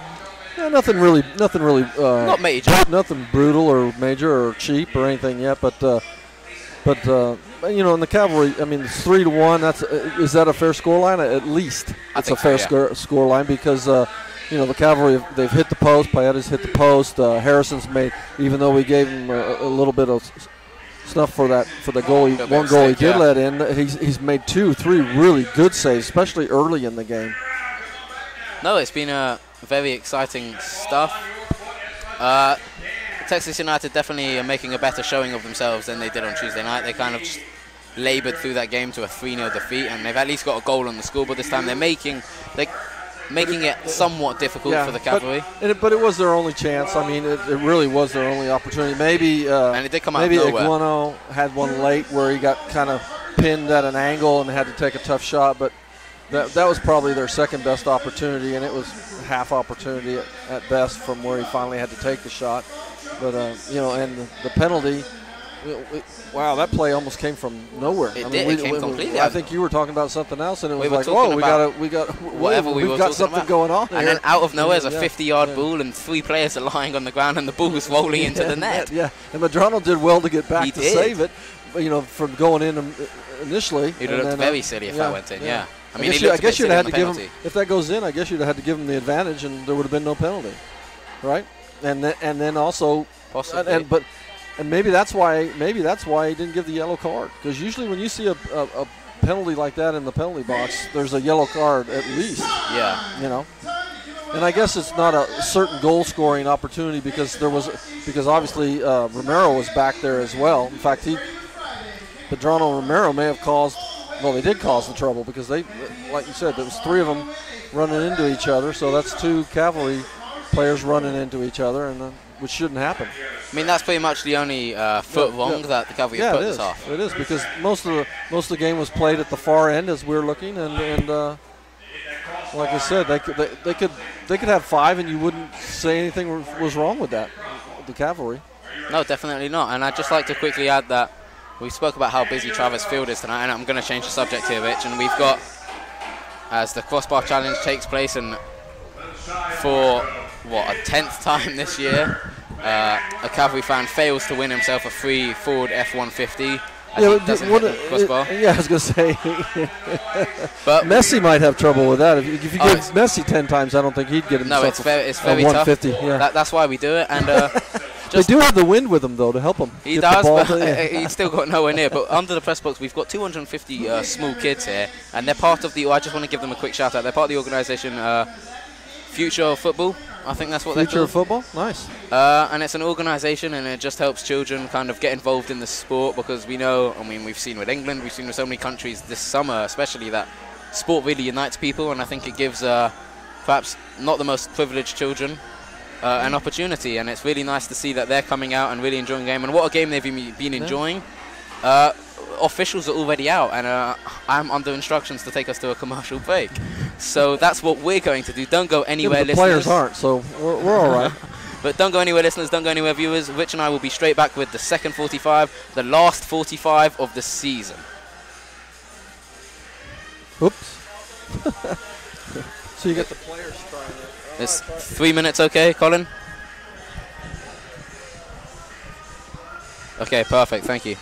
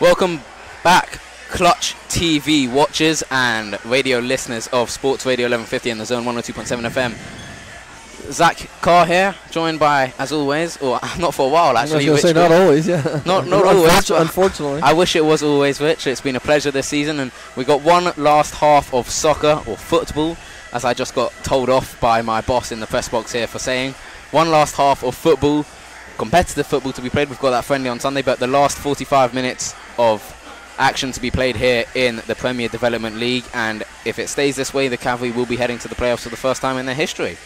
Yeah, and like you said, look, the friendly, like you said earlier, this is the last 45 minutes that we'll be seeing these players out here. At Travis Field, yes. So maybe a good send-off to Georgia these Hopefully. last 45 minutes. I mean, we've got the crowd for it. We've got all Yeah. these 250 kids. We've got at least 200 people, which yeah, I don't know it's been a good crowd. how many of you know this, listeners and watchers, but for the PDL, that's extremely, extremely high.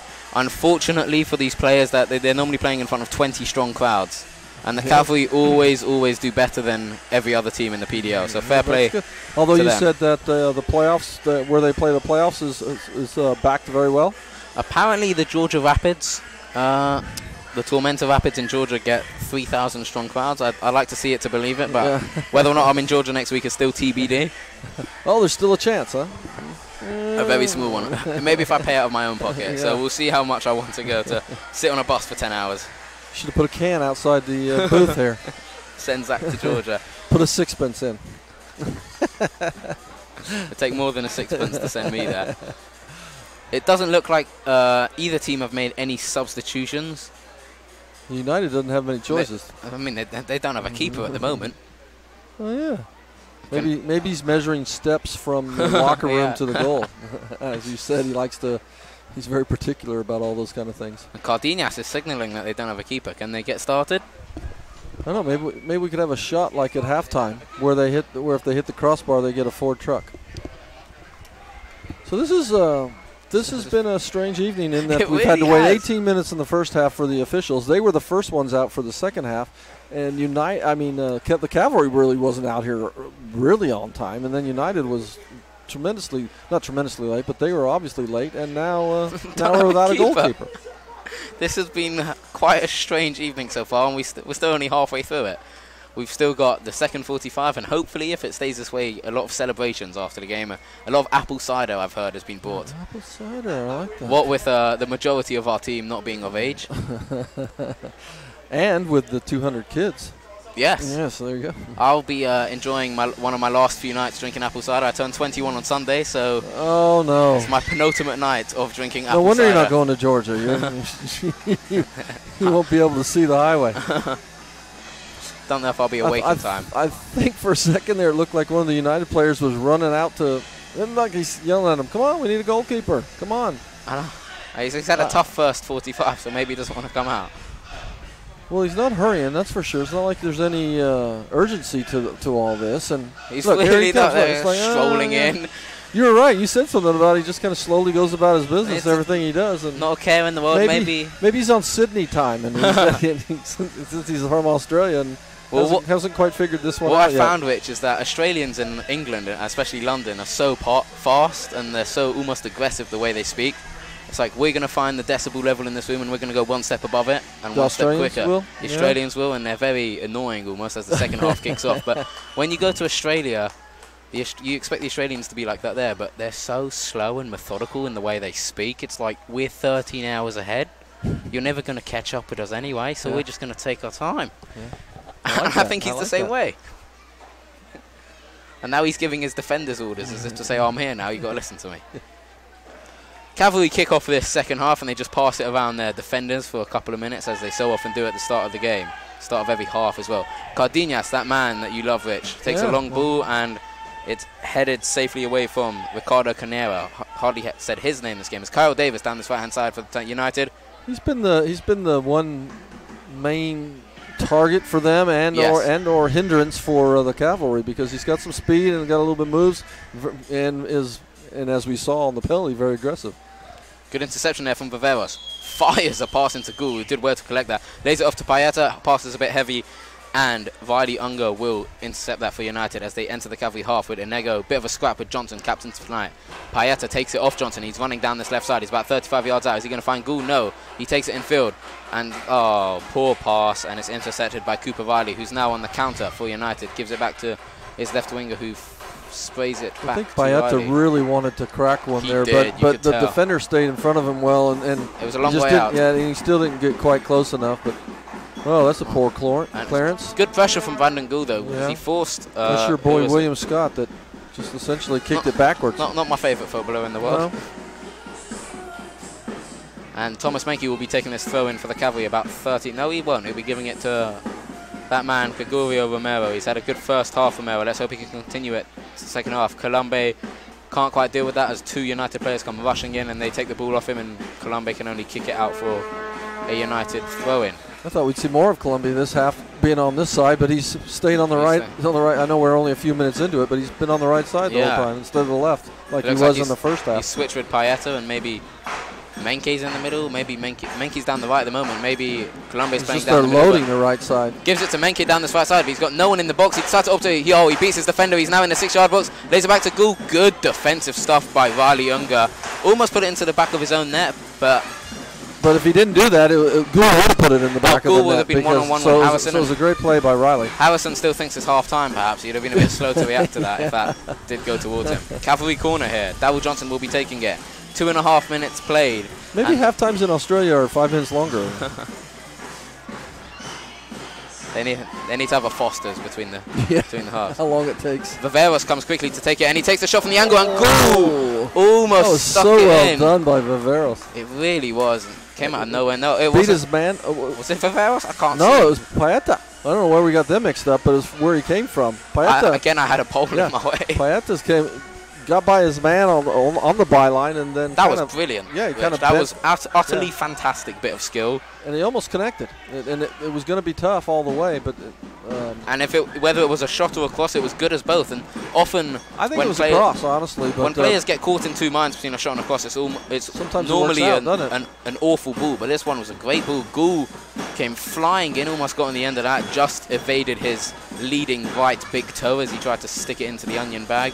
Still 3-1 to the Cavalry, but so far a good start to the second half, as Colombe knocks it up in the air away from Bombero, and Bombero knocks him down and grabs him straight away. It is a free kick to the Cavalry about 5 yards inside the United half. Yeah, we'll give Bombero the benefit of the doubt on that one, because he's played a really good game. I think him and Davis have been the two standouts for the Texas United. Maybe Colombe, embellished that a little bit with how high he flew up into the air on that trip. As we see a long ball from Clark inside his own half, not find a red shirt, and Garcia just chests that back to Harrison in the United goal, who clears it. Unger now on the ball, has to lay it back to Scott, such as the pressing from Darryl Johnson. He's sitting very far forward. And Viveros intercepts this. Now he races into the United half down this left side to Johnson. Johnson turns Unger. He's 35 yards out as he approaches the centre of the field and just has to hold it up. Does a 360 before giving it back to Viveros on this left side. Colombe makes a good run. Bounces off Garcia straight back into his path. Paeta finds Menke on the edge of the box. This is where he scored from on Tuesday, and he just gets intercepted by Bombero. And poor pass from Harrison.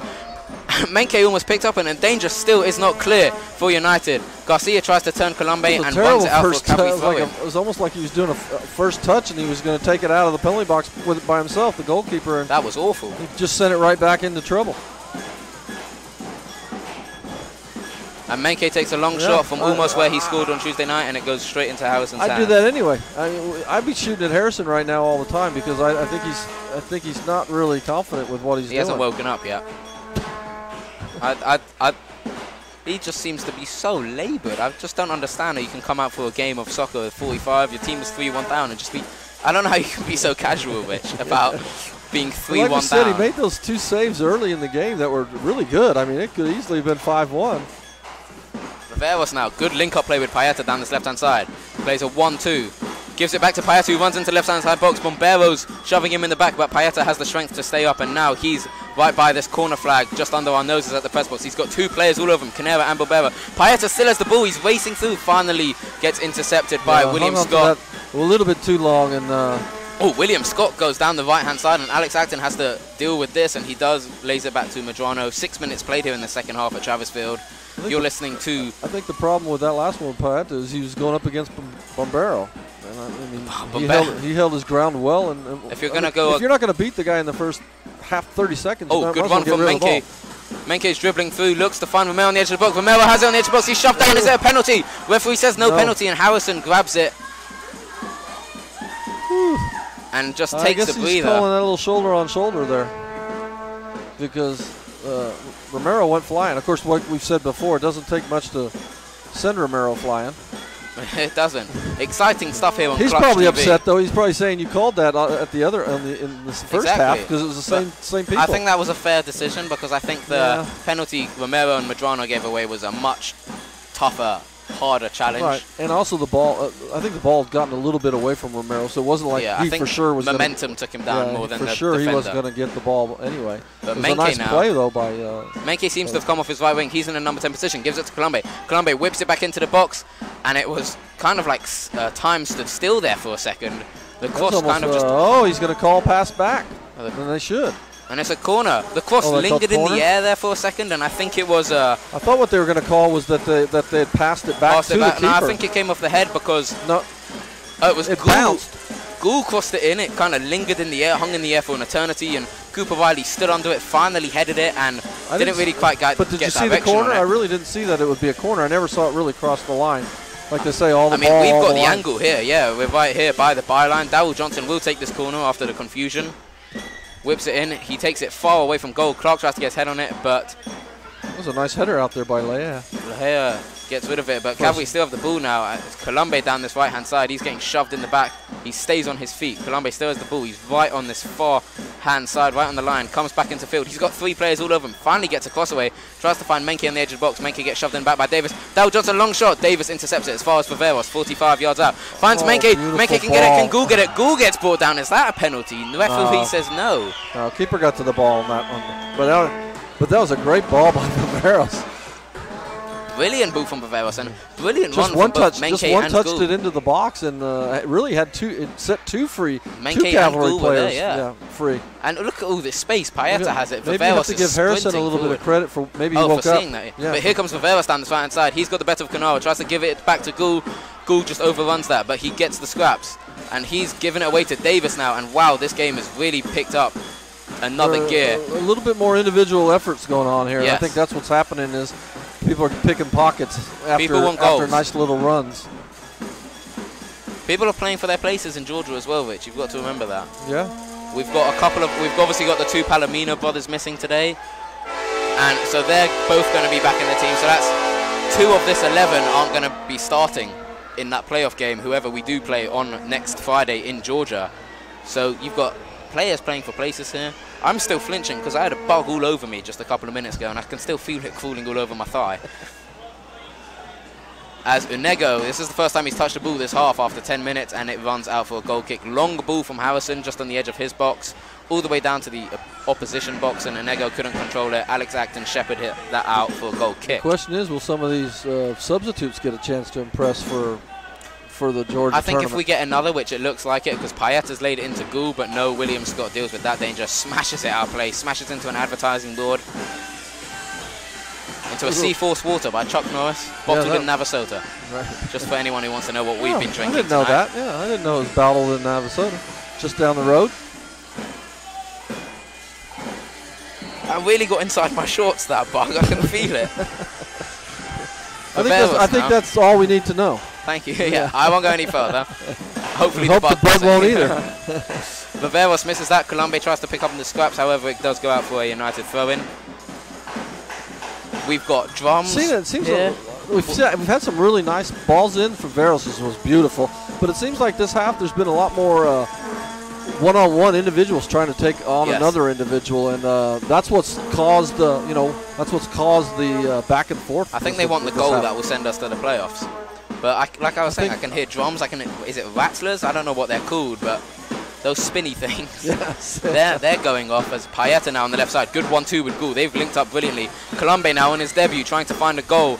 He gets tackled, and fair play to him. William Scott, he's not my favourite player. I've made that clear. But he's had a nice couple plays here in the last 5 minutes. He's had a good start to the second half. But Cavalry keep coming again and again, and it will start this time with Clark inside his own half. To Cardenas on the halfway line. Menke now comes deep to collect it. He's 40 yards out. Does a good 360. Colombe's calling it for down this left side. He's going to... Oh, brilliant ball. Colombe, oh, great tackle from William Scott. That was some really good football on both sides. Brilliant stuff from Menke to spot the run. Brilliant run from Colombe. And brilliant defending from William Scott. Superb soccer all round there. That's what we like to see in the PDL. That's what it's all about. And I'm glad you can join us on the Zone and Sports Radio. Darryl Johnson lays it off to Menke on the D of the box. Menke has got his back to goal now. He's got 2 players all over him. He needs someone in front of him. He doesn't have it so far. Lays it back to his skipper, Johnson, who comes all the way back to the halfway line with Christian Clark. And it will start with Clark again, as it so often has. Brazos is wanting the ball over here on the left side. He's got like nobody within 20 yards of him. And Gould backhills it, and Romero just couldn't get on the end of that. Lets it run through to Harrison. He's laboured even in his approach. It's kind of funny, yeah, you know. But it's kind of funny that, well, not funny. I mean, that's the way you play soccer. A little confusing. The defense is now.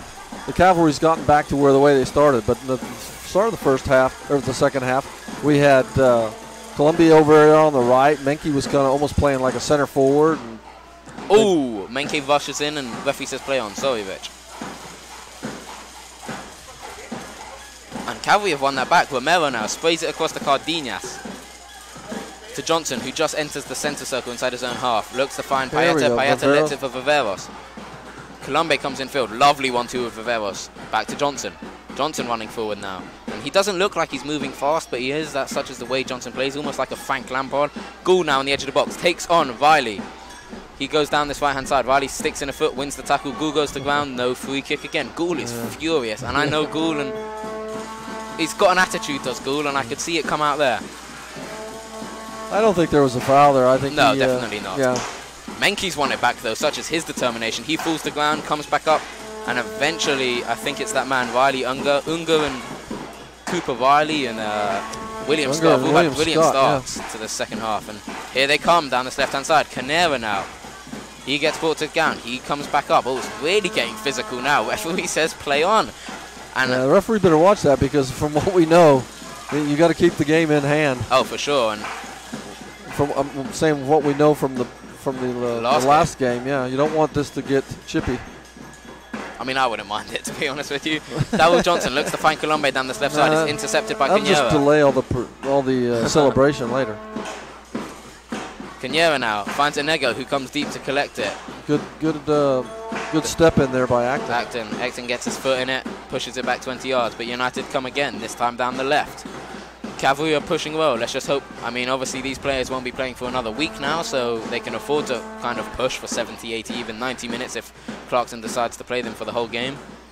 But let's hope they have the fatigue. It's been a long, tough season, but so far Cavalry have had a very good one. Enego fires in a cross out of nowhere, and Kyle Davis couldn't leap that high, and Viveros will let it run out down this left-hand side. Throw in just 5 yards out from his own goal line. 15 minutes played here, 3-1 United's Cavalry. making one of their substitutions, which first substitution of the game after the hour. Kind of interesting that the team that has very few substitutions makes the first one. And who's that coming off? It might be... Show us your back, mate. On comes number 13. Luke Thompson. Luke Thompson is on. It's on for number 10, Javier Lejea. Had a quiet name, Lejea. Definitely said his name a lot more on Tuesday night than I have tonight. So Lejea is off and Luke Thompson is on. That's Thompson on.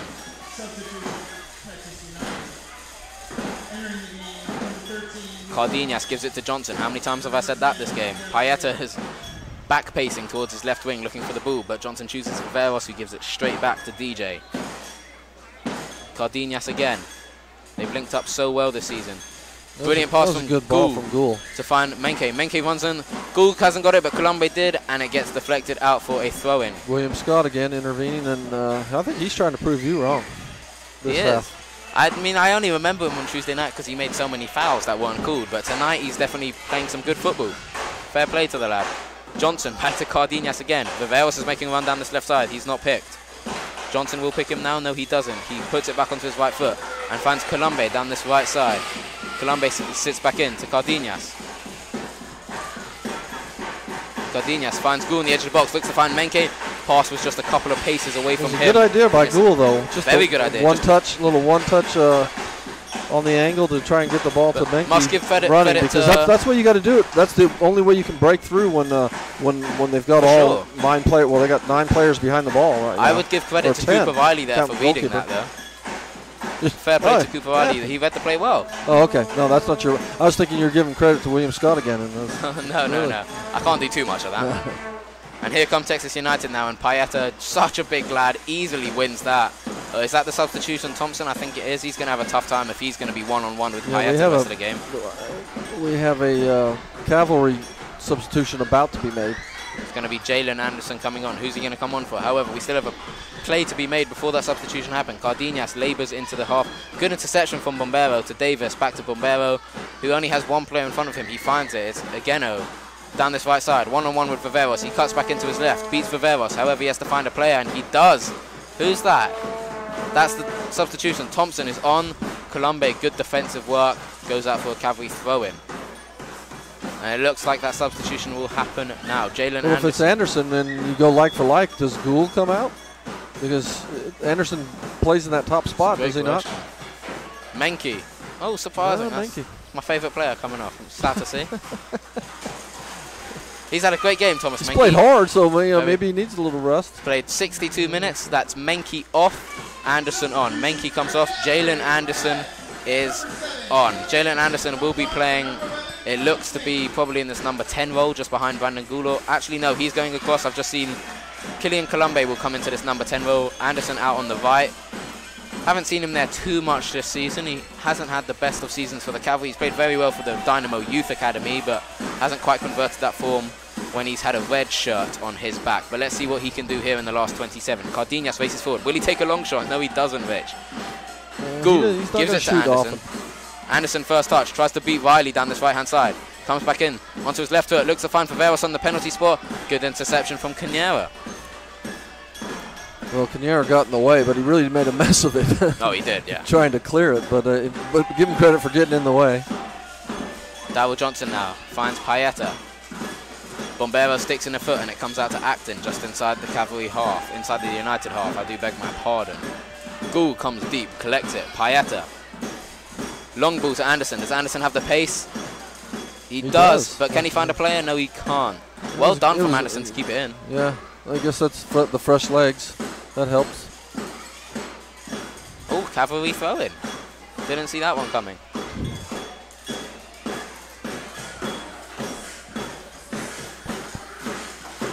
Yeah, when I've seen Anderson play, I've seen him as the striker position. Yeah. In my times watching Cavalry, and it'll be interesting to see what he does out there on the right. Romero throws it to Colombe. Colombe whips it in with his left foot to the edge of the box. It gets headed clear to Darryl Johnson. And Darryl Johnson just lays it. Oh, no, he doesn't lay it back. He does a 360 turn. Very Scott Parker-esque. Handball from Texas United, or was it? Yes, it was. Was it ball to hand or hand to ball? Apparently it was hand to ball. Cavalry will have a free kick about, what, a good 8 yards outside of the penalty box, just slightly to the right of centre. It'll be interesting to see who's taken this. Not a bad spot. No. Enough room to get it up and over the wall. We'll see if... It's either going to be a most people would DJ... like this spot right here. It's either going to be a DJ Bender or a Paeta Thunderbolt. Obviously, Marcelo scored that Thunderbolt against OKC 6 days ago. He's not here to take it. Oh, Darryl Johnson stepping away. So it's either going to be the ex-MLS man, Cardenas, or Paeta. Paeta's already got a goal tonight. I'm going Paeta. Paeta's left or Cardenas right? I don't like where the wall's set up for the United there. Paeta with his left foot up over the wall. See, it's a crossbar. Comes out to Gould now. Gould chests it down and loses control of the ball, and it gets cleared. Great effort there from Angel Paeta. Trying to get a brace for tonight. About 30 yards out, steps up just 3 paces with his left foot, crunches it into the crossbar, and that's the 3rd time the woodwork has saved Texas United. Yeah, I don't think I'm not real sold on what United is doing on setting up their defense on those free kicks, because that wall looked totally out of place for what if Paeta was going to kick it. Paeta was probably licking his chops, waiting for the official to blow the whistle so he could go after that one. Here's Paeta panting heavy. He strikes a very authoritative figure, does Angel Paeta. He's a big, big boy. Good touch from Gould to find Johnson now. And he looks even bigger on this team because there's not as many big boys out there for the Cavalry. I'm surprised Johnson didn't have a crack at that, because he scored a couple of really good free kicks. That marvellous one we had just a week or 2 ago against Cleburne here. He's surprised the captain didn't have a crack. Well, we might even have a goalie change. Although Medrano hasn't had to do much, but they'll let the goalkeeper warming up for Cavalry. I don't know if that's just a formality, you know, just in case you have to get called on, because as a goalkeeper, it's quite tough. We haven't really spoken about it this season, Rich. It's quite tough being a second-choice keeper because you know you're 99% of the time never going to play, but at any moment in time, at any moment in time, you could get called into action, and you have to be ready from the go. The only time we've seen Cavalry substitute the goalkeeper was when they had like 11-1 leads, 6-1 leads, and they weren't going to get much action. They could have substituted me in. And we're making a substitute now. It's that man, Darryl Johnson, is off. I wonder who he's giving the captain's armband to. But Darryl Johnson, he's played a really good 67 minutes here. As always, a real engine in the middle of the pitch. And I think he's going to be coming. Oh, no. What? He went all the way over there, I guess. And they've sent him back. Now it's Cardenas coming off. Oh, James Clarkson is furious with the fourth official. Head coach of the Cavalry, Clarkson, gesturing. Oh, he's not happy because they've brought Darryl Johnson. He's had to run the width of the pitch, and then he's been told to jog on, basically. Yeah, but a lot of teams up 3-1 might like that, you know, the time wasting. That's a good point. And it's not even their own fault. I mean, they're not even trying to waste time. So I do beg my pardon, ladies and gents. It's Cardenas off. Mitchell Cardenas off. On is Romain Danielou. That's Romain Danielou of France is on.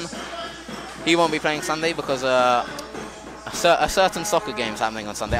As an Englishman, I don't really care for what's happening on Sunday, to be honest with you. I don't really give two monkeys about who wins on Sunday, but I think he will be.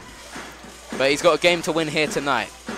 Danielou lays it off to Jalen Anderson, who comes running into the box. He skipped past two defenders. He's still going as Anderson, but now he gets intercepted, and it goes out for a corner. So Darryl Johnson keeps the captain's armband, and he runs over to the corner spot to take this one. I lost the pool there, Zach. It took you, I said about 32 minutes, and it took you 63 to talk about the World Cup final in disdain. Yeah. I just don't. It still hurts, Rich. I know. I get flashbacks. It hurts me. Johnson now whips it in with his left foot, and it goes nowhere near. Cavalry defender William Scott clears it only as far as Romero. Oh, Bombero got his header on that one. And Kyle Davis now is one-on-one with Viveros, and Viveros, well done, sticks in his left peg, and that goes nice out for from Viveros to come over all the way from his left back position to. And we've forgotten sometimes. It's easy to forget. You could forgive someone for forgetting how good Viveros is as a defender, because we speak so much about his attacking presence, Rich. And well, he's good going back even when as he makes a mistake in defense, he's so quick he can overcome that. And in this case, he just covered ground from his position, seeing that he gets from A to B so quick. Yeah. United throw-in 30 yards out. They can't do anything with it, and the Cavalry clear. And here comes Danielou down this right side. Interception. Well, Danielou now enters the half. now. He's only got Brandon Gould in front of him, though. Texas United players are flocking back. He gets brought down to the ground. Oh, nasty challenge. And very... well, he's holding his head, is he not? Looks like he's holding his head. That reminded me of that England-Argentina game back in '98 when Beckham was brought down, and then Diego Simeone was walking past him, and Beckham stuck out a leg, and it looked like, I don't know if that's Danielou or Colombe. They look the exact same from where we're sitting. It was... they look the exact same. I've just looked at our stream. Number 21, Killian Colombe was brought down, and Cooper Riley, who brought him down, kept running, and Colombe actually stuck out a leg and tripped up Riley, and I'm surprised the referee didn't give anything. It stayed as a Cavalry free kick, and oh, poor pass. Darryl Johnson misses it, and here come United. Yeah, good step in again from Acton. He's had a good second half. Darryl Johnson now lofts a pass to Romelu, to Brandon Gould, sorry. And he scores and scores. Brandon Gould falls flat on his face, but he scored the goal first. Brilliant stuff there. Lofted ball from Darryl Johnson 40 yards out. He found that man Killian Colombe on his debut down this left side. Colombe, one touch, and then fired it in 8 yards out. Brandon Gould had his back to goal, turned around and fired it past Harrison and a Texas United defender on the line. That's now his 10th of the year, his 2nd of the night, and Cavalry's 4th of the evening. 4-1 Cavalry against Texas United with just 19 minutes to play here. Georgia, here we come. I was going to say, break out the, most people would say champagne, but in this case it'll be apple cider. Apple cider. I can't wait for some apple cider. Hope it's cold on this warm evening. Nice turn again by Gould. It was. That is one thing he does well. We talk about how he's his positioning, but he does turn on the ball really well, like near the penalty spot. And I think a lot of times what fools people is he hits it with his left foot.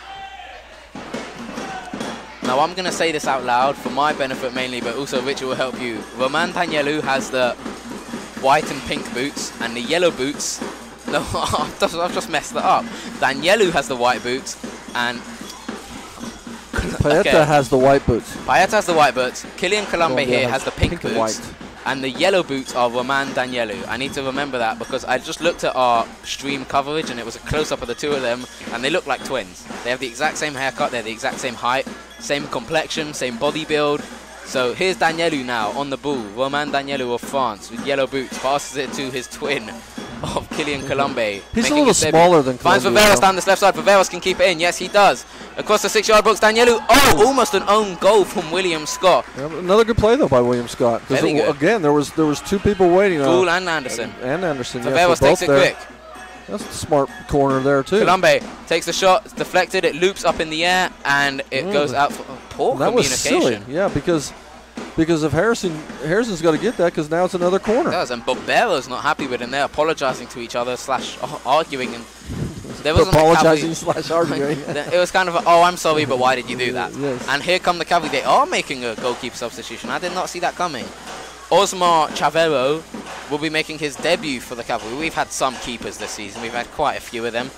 But Pedro Medrano comes off after letting in that penalty in the first half. Perhaps should have kept that in. So Medrano off, and Osmar Chavero will be making his substitution, making his debut from a substitution for the Cavalry. That's Chavero on. And Angel Payeta will be taking this corner. Darryl Johnson lingers on the edge of the box. Will it go to him, or Payeta chooses to find a big boy in the box? He chooses to find a big boy. Clark comes up on the 6-yard box, heads it into the ground, nowhere. Johnson, edge of the box. Johnson, long shot. Miles over the bar, smashes into one of our fans. And one of our fans raises both hands as if to say 3 points. It would have been a good 3 points if this was American football. It looked a little left to me. I'm sorry. I hate to be a killjoy on that, but a little left. I'm still trying to figure out, and maybe it's because it was just really quick, but with Payeta's size, I like him in the middle of the box on a corner, not taking the corner. It's not like the Cavalry don't have a couple of other players that can take the corner. But again, it might have been one of those things where they just want to take it as quick as they could, and he was there. Strange decision. I've never seen him take one for the Cavalry. And it's not even the side you would think he would take it on, because he would take it on the other side for an in-swinger. I like in-swinging corners better than I do. It seems to be the trend at the moment for out-swinging corners. I know. Don't get it. Taking it away from the forwards, and you're taking their pace off. Enego down this left side. Clark, more by accident than by on purpose, intercepts that. And here comes Romero down this left side, racing forward. Looks to find Payeta. Poor pass intercepted by Canera, who plays a 1-2 with Luke Thompson. Now they're down this right side, and Alex Acton gets his body in front of Kyle Davis and plays that wide. Good defensive work there from Acton. Realised all he could do was give it for a throw. And sometimes that's all you can do, Rich. You can't really get the ball back up the field. He had no one to play with. Yeah. So that was the smart thing to do. Smart choice from the 19-year-old. He's got an old head on those young shoulders. And here come United looking to find a second to make their way back into this game, and it comes clear to Bombero, 10 yards inside the Cavalry half. Good control by Bombero. He's shown a lot of things in this game. I've been impressed with him. Especially defensively. And Payeta intercepts William Scott now. Johnson in the centre circle, who plays a 1-2 with Payeta over the top. No, Colombe will have this now down this left-hand side. Colombe strikes a menacing figure, surges into the box, outside the right foot. Scott almost an own goal, and it came off That might be Harrison's best save on the own goal. Kylian Colombe came racing into this box, and with the outside of his right foot, fired it across the 6-yard box, and it smashed into the right hip of William Scott, and it went straight into the bottom right corner, and Harrison out of nowhere stuck out an arm and kept it out of the net. Good stuff there. I mean, he had to change directions. That's what was really impressive. He was going to the center just to look for where a shot might come from, and then he had to go back to his near post to save the own goal. And here come some substitutions, a whole bunch of them. 3 on for Cavalry. Off comes Gregorio Romero, Daryl Johnson, who's had a fantastic game, and Angel Payeta, who's had an even more fantastic game. On comes Carson Nsegbe, Emmanuel Fernandez, who makes his Cavalry debut in place of Beto Soto, who picked up that injury yesterday. And I'll finish that off after this corner from Danielu, straight into the hands of Harrison, poor corner. So, let's see who's on here. Carson Nsegbe is on, Emmanuel Fernandez is on, who clears with, oh, almost made a hash of that clearance from Harrison, but he dealt with that well in the end. I need to find this other substitution. Can you see him, Rich? Haven't spotted, because to be honest with you, 4 of these players are new to me. It's Mason Schuster is on. So he's not new to me. He played in the very first game and actually scored the first goal of the year for. He did, and he scored in his last 2 appearances as well against OKC and Texas United. He's had a good game. Schuster, he's a good kid. I was speaking to him yesterday. He's very light-hearted. He's got some good jokes on him, Mason Schuster. That's Schuster, Fernandez, and Nsegbe. On. Off are Daryl Johnson, Mitchell Cardenas, and help me out here, Rich. Who would have been off? Oh, now you want people off? Yes, sir.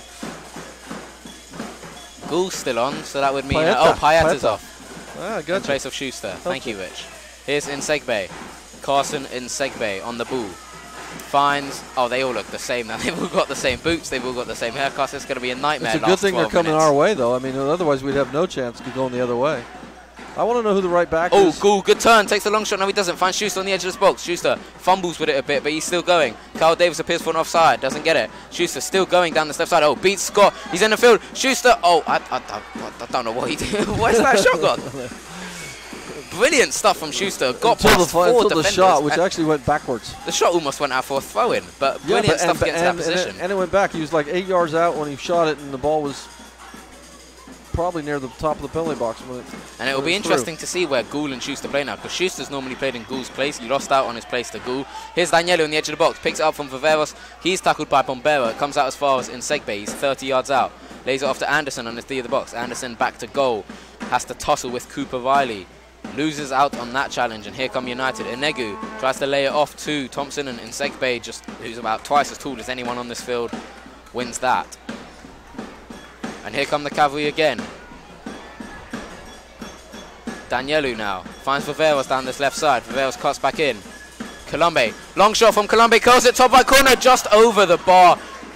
Fantastic effort there from the debutant, who's still looking for his first goal for the Cavalry this season. However, it has been his first game.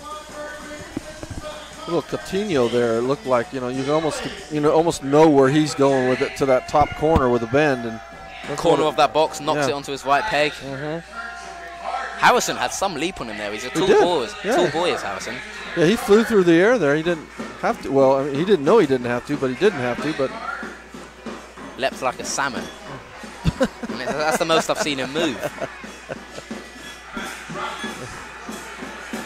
And here's Emmanuel Fernandez. He's had a couple of impressive things in the last 10 minutes. Of course, his least impressive thing was coming out at second half. I think maybe he had one of the hot dogs here in the concession stand. Here's Nsegbe now. Runs out of the center circle into the Texas United half.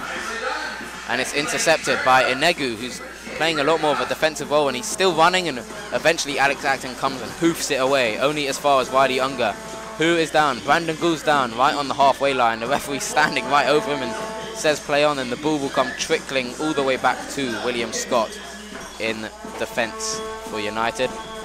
Right, oh, it's just a bit of cramp from Gould. Yep, just some cramp. And Payeta stands off the bench as if to say, pick me, I want to come back on. But put me back in. But no one else makes an effort. On comes the trainer. Never seen this trainer before. It's a brand new trainer tonight. And it's just a bit of cramp from Gould. Everyone can take a breather. 9.5 minutes to play here. You're watching Clutch TV, and you're also listening to The Zone 102.7 FM and Sports Radio 1150. I'm Zach Carr. Alongside with me is Rich Broom, as we have been since May 19th. It's been a pleasure and a privilege. This is our last competitive fixture. We have one more. That's Sunday night, 7:30 against FC Denton. It's a friendly fixture before we head to Georgia next week for the playoffs. I mean, unless something ridiculous happens here in the closing stages, Well, that which we would will totally be going to the ridiculous. playoffs. Well, and even then, you still have to have OKC win 2 games. It'll be Brandon interesting to Gould. see the with either the draw or a win here by OKC or by the Cavalry. The approach that OKC would take to those back-to-back games. Yeah, they've got I'm 2 sure games there'll be tomorrow about Sunday. 30 different players playing those Oh, 2 for sure, games, if they mean as little as the Cavalry want them to mean. And Gould has come off in the end, and Mason Schuster will go up top. I don't know who we've brought on in place of him, unless we're playing with 10. 1, 2, 3, 4, 5, 6, I 7, don't 8, think 9, I've seen 10, that before. 3, 6. Oh, we are playing with 10 without subs. So the Cavalry will be playing the remaining, it's 8 minutes now with just 10 men. I'm going to count once more. That's 3, 4, 5, 6, 7, 8. I just counted 9.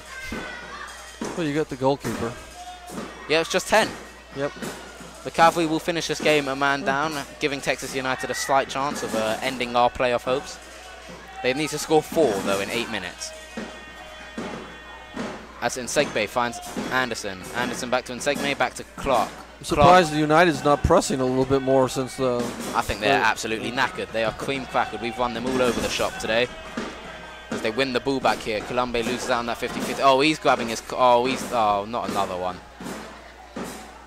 Colombe's holding down? the back of his calf on this left side my here. gosh, he is, isn't he? He's going to have to come off his... He's still calling for the ball. I mean, he's in space, but I don't think anyone... I actually think he kind of bumped knees with somebody. I don't think he's actually cramping. I think because he keeps reaching down at his knee. He's walking very gingerly, Rich. Well, you can walk gingerly, too, if you have a bad knee. Oh, I wasn't saying it's cramp. I'm just saying he is hurt. Yeah. Oh, yeah, I don't think he's putting it on that he's not hurt a little bit, but I think if he gets the ball, he's going to go shoot. Oh, Anderson down his right side. He skip past a couple of players, enters the box. Anderson, he's got William Scott to beat. William Scott sticks in the foot, and he's injured now. They're all dropping like flies tonight. This has been one of the most William extraordinary Scott. games of football I've ever witnessed. It's been so strange tonight. So strange. Corner for the Cavalry. Just under 7 minutes to play. Who will be taking this? Someone with yellow boots. Half our team are playing in yellow boots.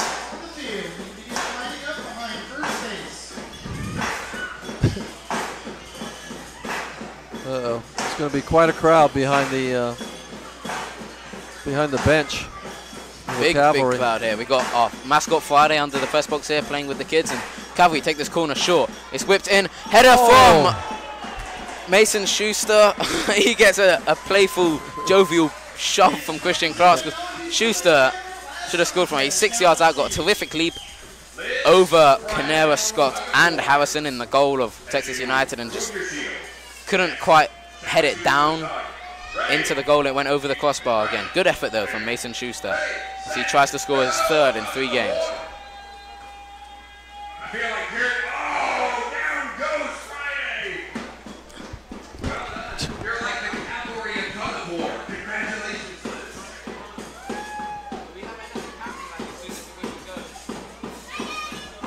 Free kick here for Texas United. Bombero taking that as well. He does everything for this team. Ribeiro takes that free kick. Like you've just been saying, Rich, I've been very impressed with him tonight. He's been one of the standout players in a very average Texas United team. Nsegbe now picks up that poor header from Carl Davis. He runs into the half, plays a 1-2 with Schuster, and it just overfired, and Nsegbe falls over, and everyone's falling over. Oh, another injury. Oh, come on. Colombe at least seems to be running freely again. Yeah, he does. He needs to be if they're short a man. They don't want to be short 2. I don't care what the lead is. Good touch there from Danielu, and he's brought... Bombero slides in, and Danielu stays on his feet. Nice to see players not going down. Oh, another tackle goes harshly into Anderson, this time from Cooper Riley. Anderson stays on his feet. Short boy Anderson, so it's nice to see him stay up. Plays it into Schuster. Back to Nsegbe. It's getting a little more physical out there. It very much is. Down this left-hand side, Colombe. Viveros on the overlap. Good foot in from Canera. Colombe heads it down into his own path, and he whips in across. Back to the edge of the box. Cooper Riley gets up, heads that clear. Well done from him. Danielu races in, loses out. Now Bombero. He's got Nsegbe all over him. Lays it out wide. Enegu now inside the Cavalry half. Pushed by Clark. Back to Bombero. Davis now down this right side. I haven't said his name in a few minutes. He had a very good opening half. Hasn't been quite as impactful in the second half. And Just got brilliant tackle from Alex We got Acton. people down all over. I saw Davis right after he passed the ball off. Went down? He went down. He got stepped on the back of his heel. I've got another pole in my way, Rich. Yeah. But yeah, Davis is There's down. 2 poles here, and they're just perfectly placed for you, aren't they? Perfectly placed for me to not see a single thing. But Alex Acton went crunching into, I don't know who it was, but fair play to the Texas United player getting back up on his feet, because Acton came flying through him, and Acton's a big boy.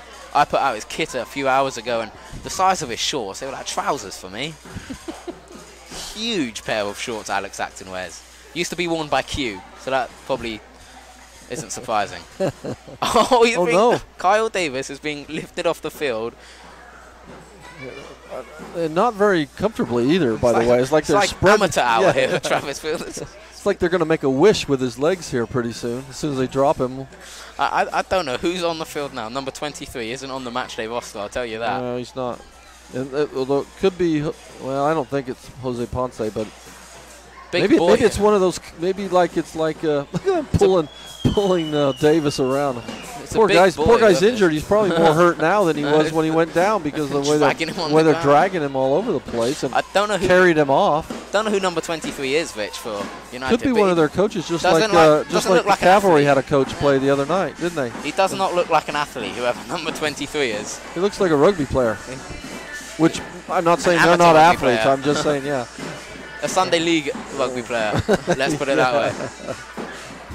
He's quite wide at the hips, is this man. No offence to him, but don't know if he's going to score the 4 goals United need in the last 2.5 minutes. Here comes Acton now, down this left-hand side. Finds Colombe. Colombe finds Viveros. Colombe again. Gets brought down to the ground. Free kick just inside United half. There was a yellow card. Although I'm going to give it to Bombero, because he's played hard the whole game. He can kick one away for me. He can kick one away after the call.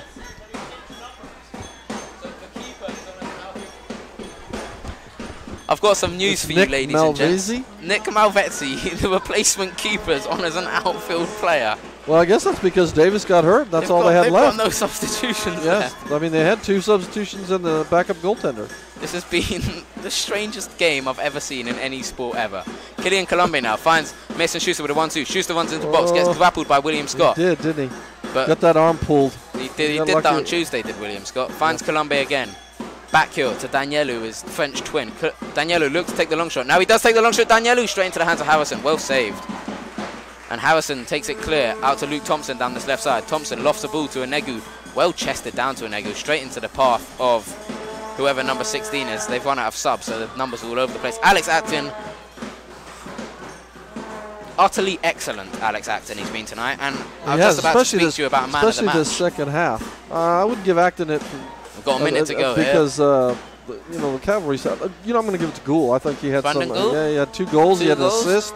And, I mean, yeah, it's easy to give it to the guy with the goals, but I think they were well deserved tonight, and he played a good game. Other than that as well, he set up a couple of chances.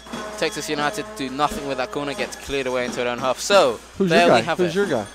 Oh, I think Acton's up there. I don't see. You can't give it a defender. I don't think the Cavalry's had the ball so much, it's kind of hard to give it to a defender. I agree with Gould. Let's see who else has been a good. Kylian Colombe's had a great debut, and a shot in there from Bombero into the hands of Chavero, and Bombero jumps in the air twice in frustration. And that's not a might be. That is the Cavalry's first save of the night. Yes. It's first, because you only had the penalty. Minute. Yeah.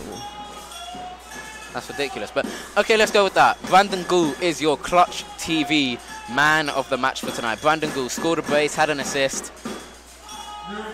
Great game. And there will be a minimum of 4 minutes stoppage time, we've just said. That's 4 minutes stoppage time.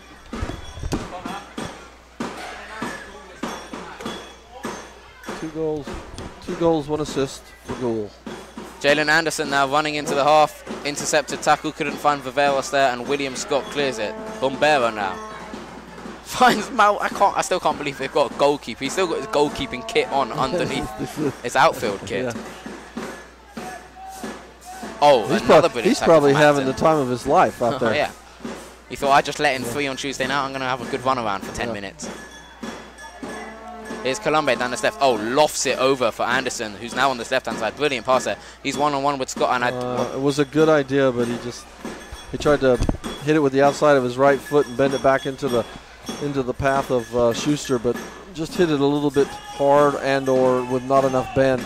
It was a really good idea, though. And there you can see on your camera, look at Nick the talent by that Malvezzi. goalkeeper. Yeah. You Clutch TV people can see Nick Malvezzi, the goalkeeper. Brilliant touch there. Well, you know, you mentioned that what he looks like physically. He doesn't look like a goalkeeper physically either. I mean, usually goalkeepers are a little longer, lankier. Yes. I mean, he actually put in a few good saves on Tuesday night at the Airhawk Stadium. Yeah, you said it was because it could have been worse than 3-0. Oh, another injury. Oh, get up. There you go. That's good.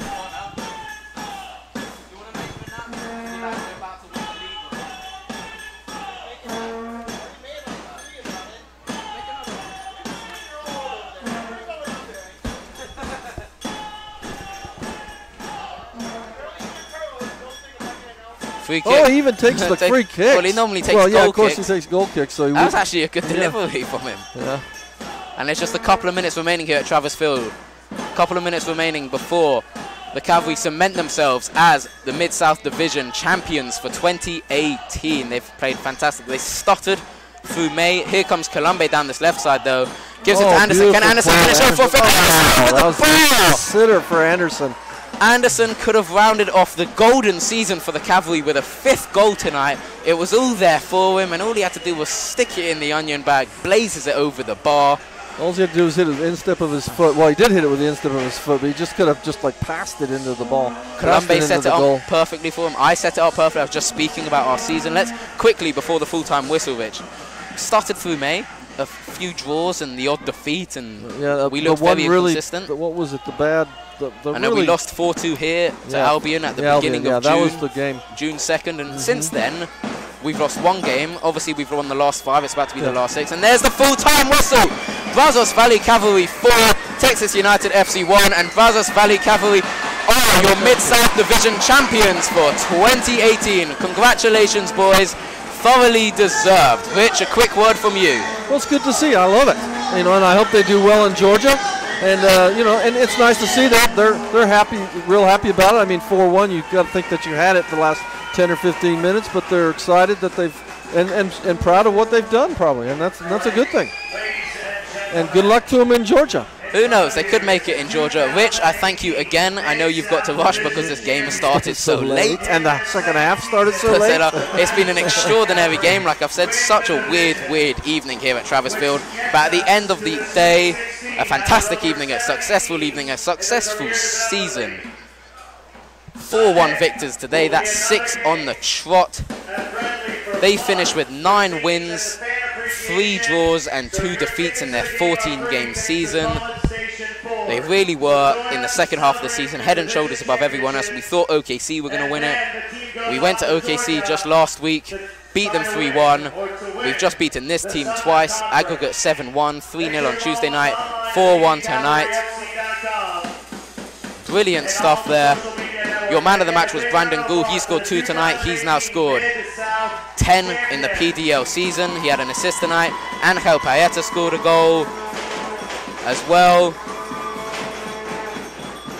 Brilliant stuff from everyone. I've forgotten all my stats. I've forgotten all my facts. I'm just so excited because if you'd told me in May this was going to happen, I would not have believed you. We were very, very average, but wow, we've really finished the second half of the season on such a high note. We're heading to the playoffs in Georgia, and who knows what could happen. We have a game on Friday. If we win that, we play on Saturday in the Southern Conference final, and then we're in the Final 4 of the country.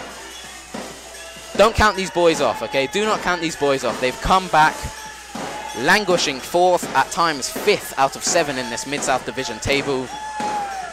But wow, have they played out of their skins. Every single one of them. We've used all 18 tonight. We've used dozens and dozens of players throughout the season, and I'd just like to thank them and commend them for just holding their heads up